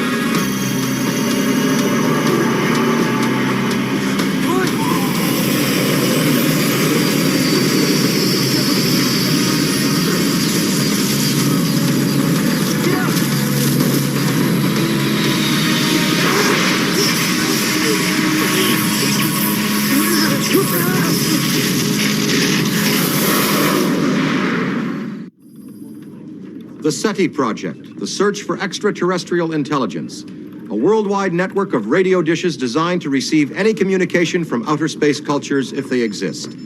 Now, despite the absence to date of any such messages and the repeated non-acknowledgement of actual contact by our North American military, we are continually confronted with reports of craft sightings, communications, and abductions associated with a variety of sentient extraterrestrial beings. When the OSIR was asked to investigate anomalous lights in Crescent County, Iowa, it found the bewildered residents' agitated state as challenging as the phenomenon it had set out to analyze.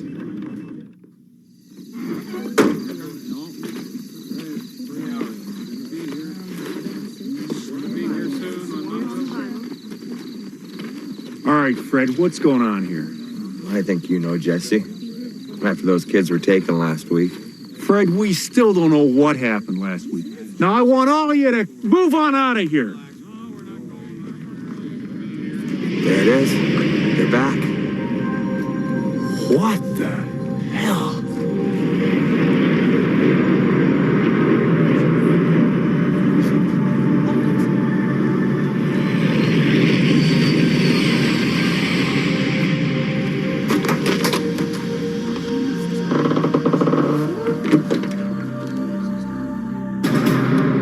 File number 52111, case manager Connor Doyle, initial case log entry.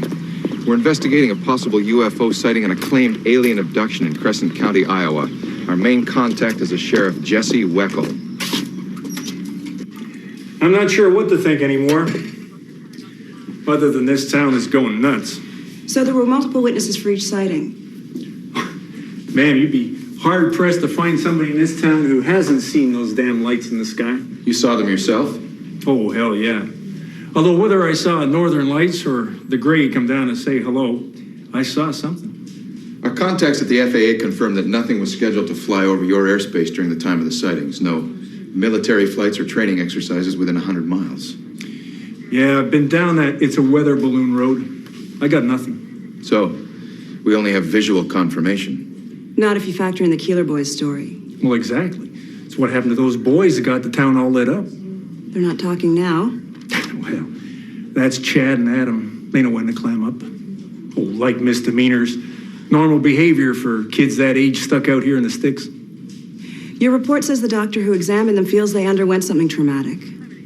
Well, they told everyone they were abducted by aliens, and they've got the scars to prove it. Those boys were as good as scared as I've ever seen two kids get.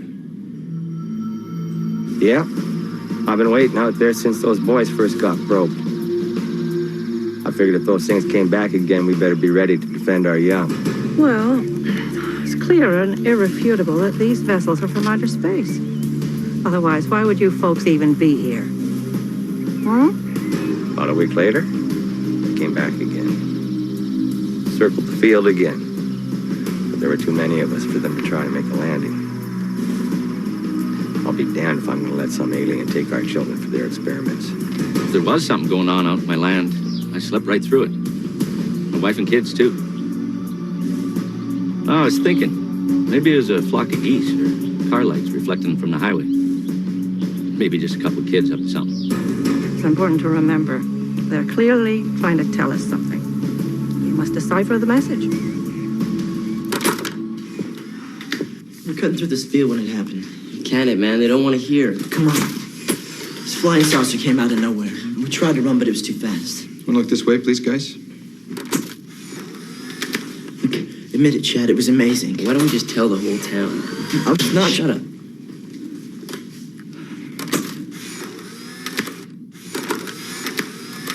Sheriff Weckel and Fred Hilliard carried them in here like 2 sacks of potatoes around 5 a.m. What symptoms did the boys present?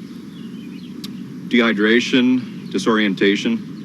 Both had injuries and pupil response time consistent with a serious concussion. I had to sedate them both and keep them under close observation. On the Glasgow Coma Scale?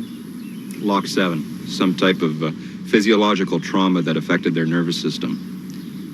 First and second degree burns on feet and hands. And there's the gouge on Chad's shoulder. He said the aliens had taken a sample. Their dad's convinced it's an act to try to get out of some jam. What do you think, Doctor? Well, like old Doc Klein used to tell us at Harvard, it's how the patient tells you it is. Case log update. After interviewing nearly a dozen witnesses, I've decided to expedite protocol and focus our attention on the land surrounding the sightings. We've established a 10-square-mile perimeter. It's hoped that a thorough on-site inspection in conjunction with physiological assessment of the subjects will help us determine what happened here. I've charted all the reported UFO sighting to date, ran a computer model. They could have been anywhere within this 20-mile square area. So unless the boys tell us more, I can't accurately assess the event's location. No power lines, no water towers, nothing that can be perceived as a UFO. There are some fallow spots. Other than that, there's nothing out here but corn, barley, and soybeans. No odd geophysical elements, no anomalous energy fields. Oy. You think any combination of this vegetation could cause hallucinogenic effects? You got nothing more than your basic agricultural staples out here. You put all this stuff together, you'll get nothing but a... Really healthy breakfast cereal. Exactly. Do you have any insomnia, shortness of breath, migraine headaches? Yeah, all of the above. Chalk it up to big alimony and a 24-hour-a-day job. How's your night vision? Any clouding or dimming of peripheral vision? Some. You seem to know what you're looking for, Doc. Yeah, I've seen symptoms like this before. Where? In people who lead stressful lives. Or another UFO freaks, right? I wasn't abducted by a UFO, Doc. Those boys were. Or they say they were. God, now I'm believing this whole UFO thing. Sheriff, you're a little overworked, but otherwise you're in fine shape. That's what my wife told me. The day she left me. Where were you? We were cutting through this field when it came out of nowhere. Felt like something was pushing us down. The lights were blinding and the air smelled funny, like after a thunderstorm. And then they knocked us out. Zapped us, I guess. Who did? The aliens.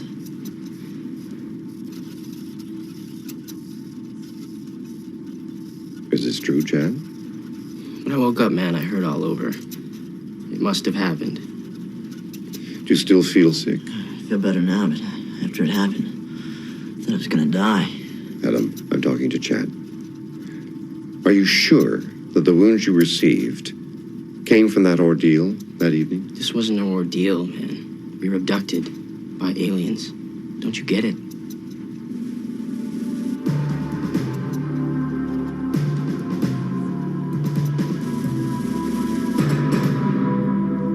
Chad and Adam registered high cardiovascular and neurological responses during questioning. They're hiding something. But I can't pinpoint exactly what. Looks like they were in pretty rough shape to me. Yes. Aside from cuts and lesions, there's evidence of dysrhythmia in both boys. But a regular heartbeat can be inherited genetically. True enough. But the pattern of the lesions suggests some radiation burns. I'd learn more if I could regress the boys to a hypnotic state, but they won't cooperate. Their father signed the release forms. Chad and Adam refuse to acknowledge their parents' authority, legal or otherwise. We'll get what we can from other sources. Sandra, anything further from your scans of the surrounding area? Minor traces of pesticide use. I've sent soil samples to headquarters for further analysis. Tasha? Background checks into the area are all fairly typical so far. Strong interactive community, agrarian-based economy. No previous record of phenomena before these incidents. Suddenly half the town turns up for a free light show. What about people passing through? Migrant workers? All fairly closed mouth. I think they were more concerned I might work for immigration. All swore they saw nothing. Reduce the perimeter. Prepare full monitoring and surveillance. I want to know if anything comes within 5 miles of this field. We've begun monitoring of the area in the hopes of finding some evidence of what has visited this site twice in the past 3 weeks. In the 8 days since initiating surveillance, we've picked up nothing. With the help of the Sheriff's Department, the area's been secured from civilian interference. Sorry, Fred, the road's closed. We got a flood from an irrigation overflow. Sheriff, you might be able to fool everyone else with these lies, but we know the truth. You and the government are up to something. It's got to do with those UFOs. Fred, the road is closed. That's all there is to it. Now turn the vehicle around and go home.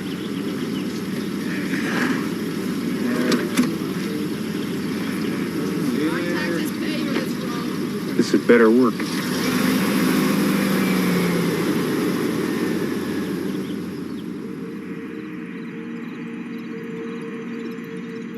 Thank you.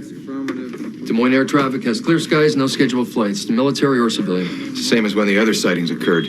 I have something. Long-range bogies coming in from the northwest at 5 miles in closing. How many? 2. Coming in low, 20 feet off the deck. Tasha, track them on the Littenscope. Do we have anything on radar? We have target lock. Confirmed. 2 bogies zeroing in on our position. Coming fast. I can't identify them. Night vision image isn't clear. Radar tracking systems are down. I don't understand this. They must be jamming us. We still have visuals. Launch the aerial probe. I want identification now.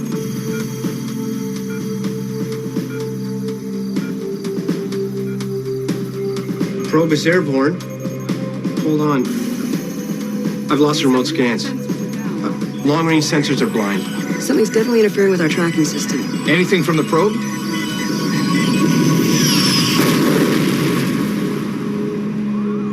It disappeared. What the hell is going on out there? Anybody?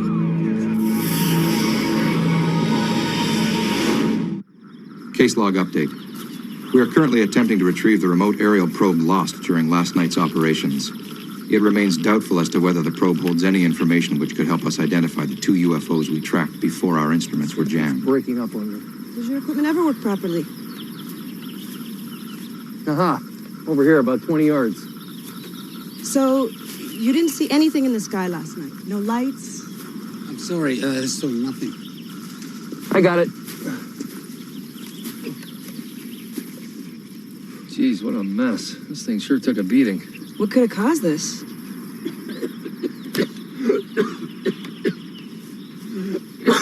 Are you all right? Sounds like a bronchial infection. Don't worry about me. How long have you had this illness? Too long. Many of us are sick. But we must work for our families. Let's get him into the lab, run some tests. Dr. Hendricks would know for sure, but he needs a Ventolin inhaler and some antibiotics. Come on, bud.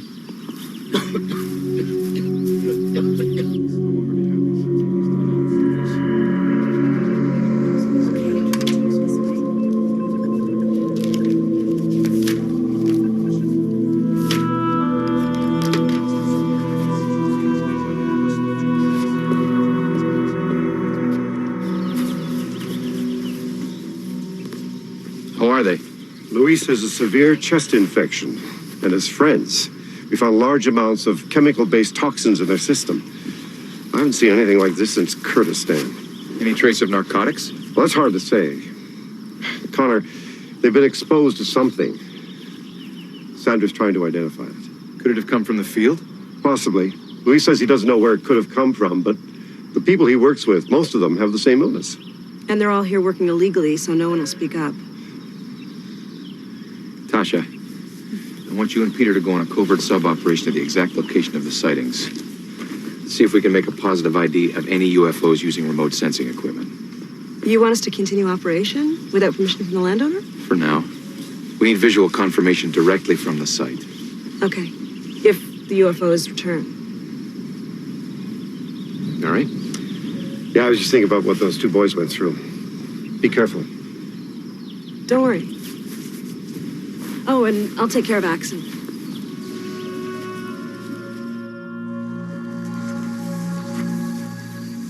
Lab 1, this is Tasha. We're entering the east quadrant of Layton's field. Let's send up the scanners over here. Okay. Tasha, don't move, don't move. Okay. What is it? Oh yeah, there it is. Very high energy field emissions. All right, stand by, stand by. Whoa!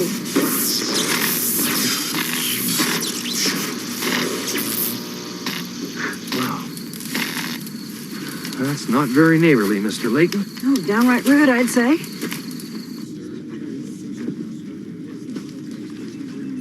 Wait a minute. Didn't Chad say something like the air smelled funny, like after a thunderstorm? Ozone. There must have been 200 volts running through it. Those kids must have got a hell of a shock. Well, that would explain the boy's irregular heart rate, and the barbed wire would account for Chad's wounds, but it still doesn't account for their reluctance to cooperate. I talked to the girls the Keeler boys were with the night of their claimed abduction, and it turns out they all indulged in a little homemade jungle juice. Mr. Keeler's a devout Baptist. He won't be too pleased to hear that news. That's what they're trying to hide. So as far as the boys were concerned, this encounter with an electrified tripwire could qualify as an alien abduction. But that still doesn't explain the rest of the sightings. Movement! Connor, we've got movement. Activate remote scans. I have a target lock. 2 heat sources closing fast at 3 miles due north by northwest. Peter, we have double bogies headed in your direction. Do you have visual contact at this time? Negative, Lab 1, nothing in the sky. Hold on. Affirmative. Lab 1, I have a visual on 2 UFOs coming out of the northwest, low on the horizon. 2 heat trails and night vision is detecting burnout. Oh, geez, they're really booking about 20 feet off the deck, closing fast. Whoa, those are the brightest anti-collision lights I've ever seen.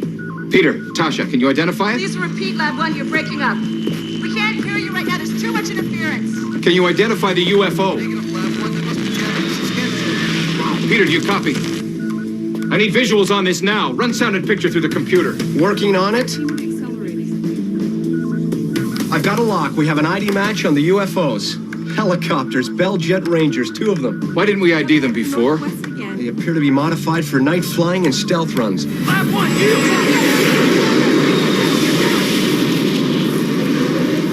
We have cold emission coming from the IFOs themselves. Looks like they're emitting some kind of liquid. They're crop dusting. We gotta get out of here. Let's run for cover.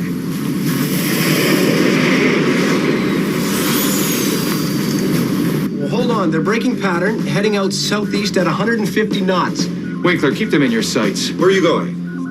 After. What's the status of the field agents? You've been seeing what I've been seeing? Looks like we found your UFOs. Well, what are we waiting for? Let's go.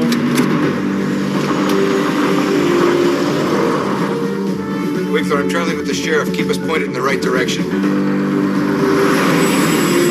We have visual contact. They're heading due south. Affirmative. We have both of you on our screens, but might have a problem. Go ahead. Tracking's starting to break up. I estimate them to be out of range in less than a minute. And we're gonna run on a road in a hurry.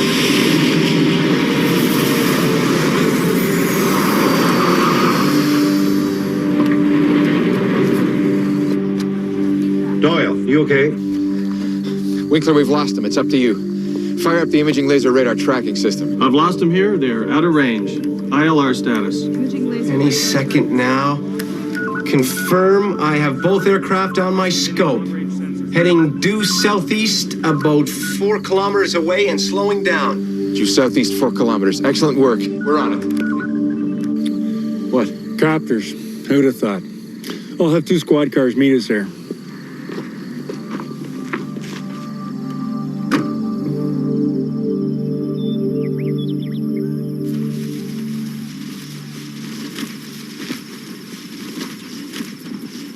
I just put out a warrant for the arrest of Kurt Layton, the man that owns this land. I believe running illegally modified aircraft without clearance is a federal offense. So is using banned pesticides. I've analyzed those pesticides. Turns out to be toxaphene smuggled in from Mexico. Pretty deadly stuff. Well, he put stealth modifications in the helicopters, flew in low and jammed all radio transmissions to cover the operation. These guys were good. You mean somebody trained them? Oh, yeah, very well. Why go to all that trouble just to dust crops? His acreage was dying. His corn was infested with earworms, resistant to most pesticides except toxaphene. Yeah, so much for the UFO convention. Now you can tell the boys in the rest of the town what they really saw. If they want to know what they really saw. Final case log entry. Kurt Layton has been arrested and charged with illegal use of aircraft and deadly chemicals. The farm workers were all treated for various ailments caused by the pesticides. Everyone affected has made a full recovery. Case manager Connor Doyle, out. Sometimes the most extraordinary occurrences have the simplest explanations. These teenagers weren't abducted by aliens and UFOs. No, this was human greed, coupled with a blatant and criminal disregard for the health, welfare, and stability of an honest, hard-working community. No ET or flying saucers here. I'm Dan Aykroyd for SciFi.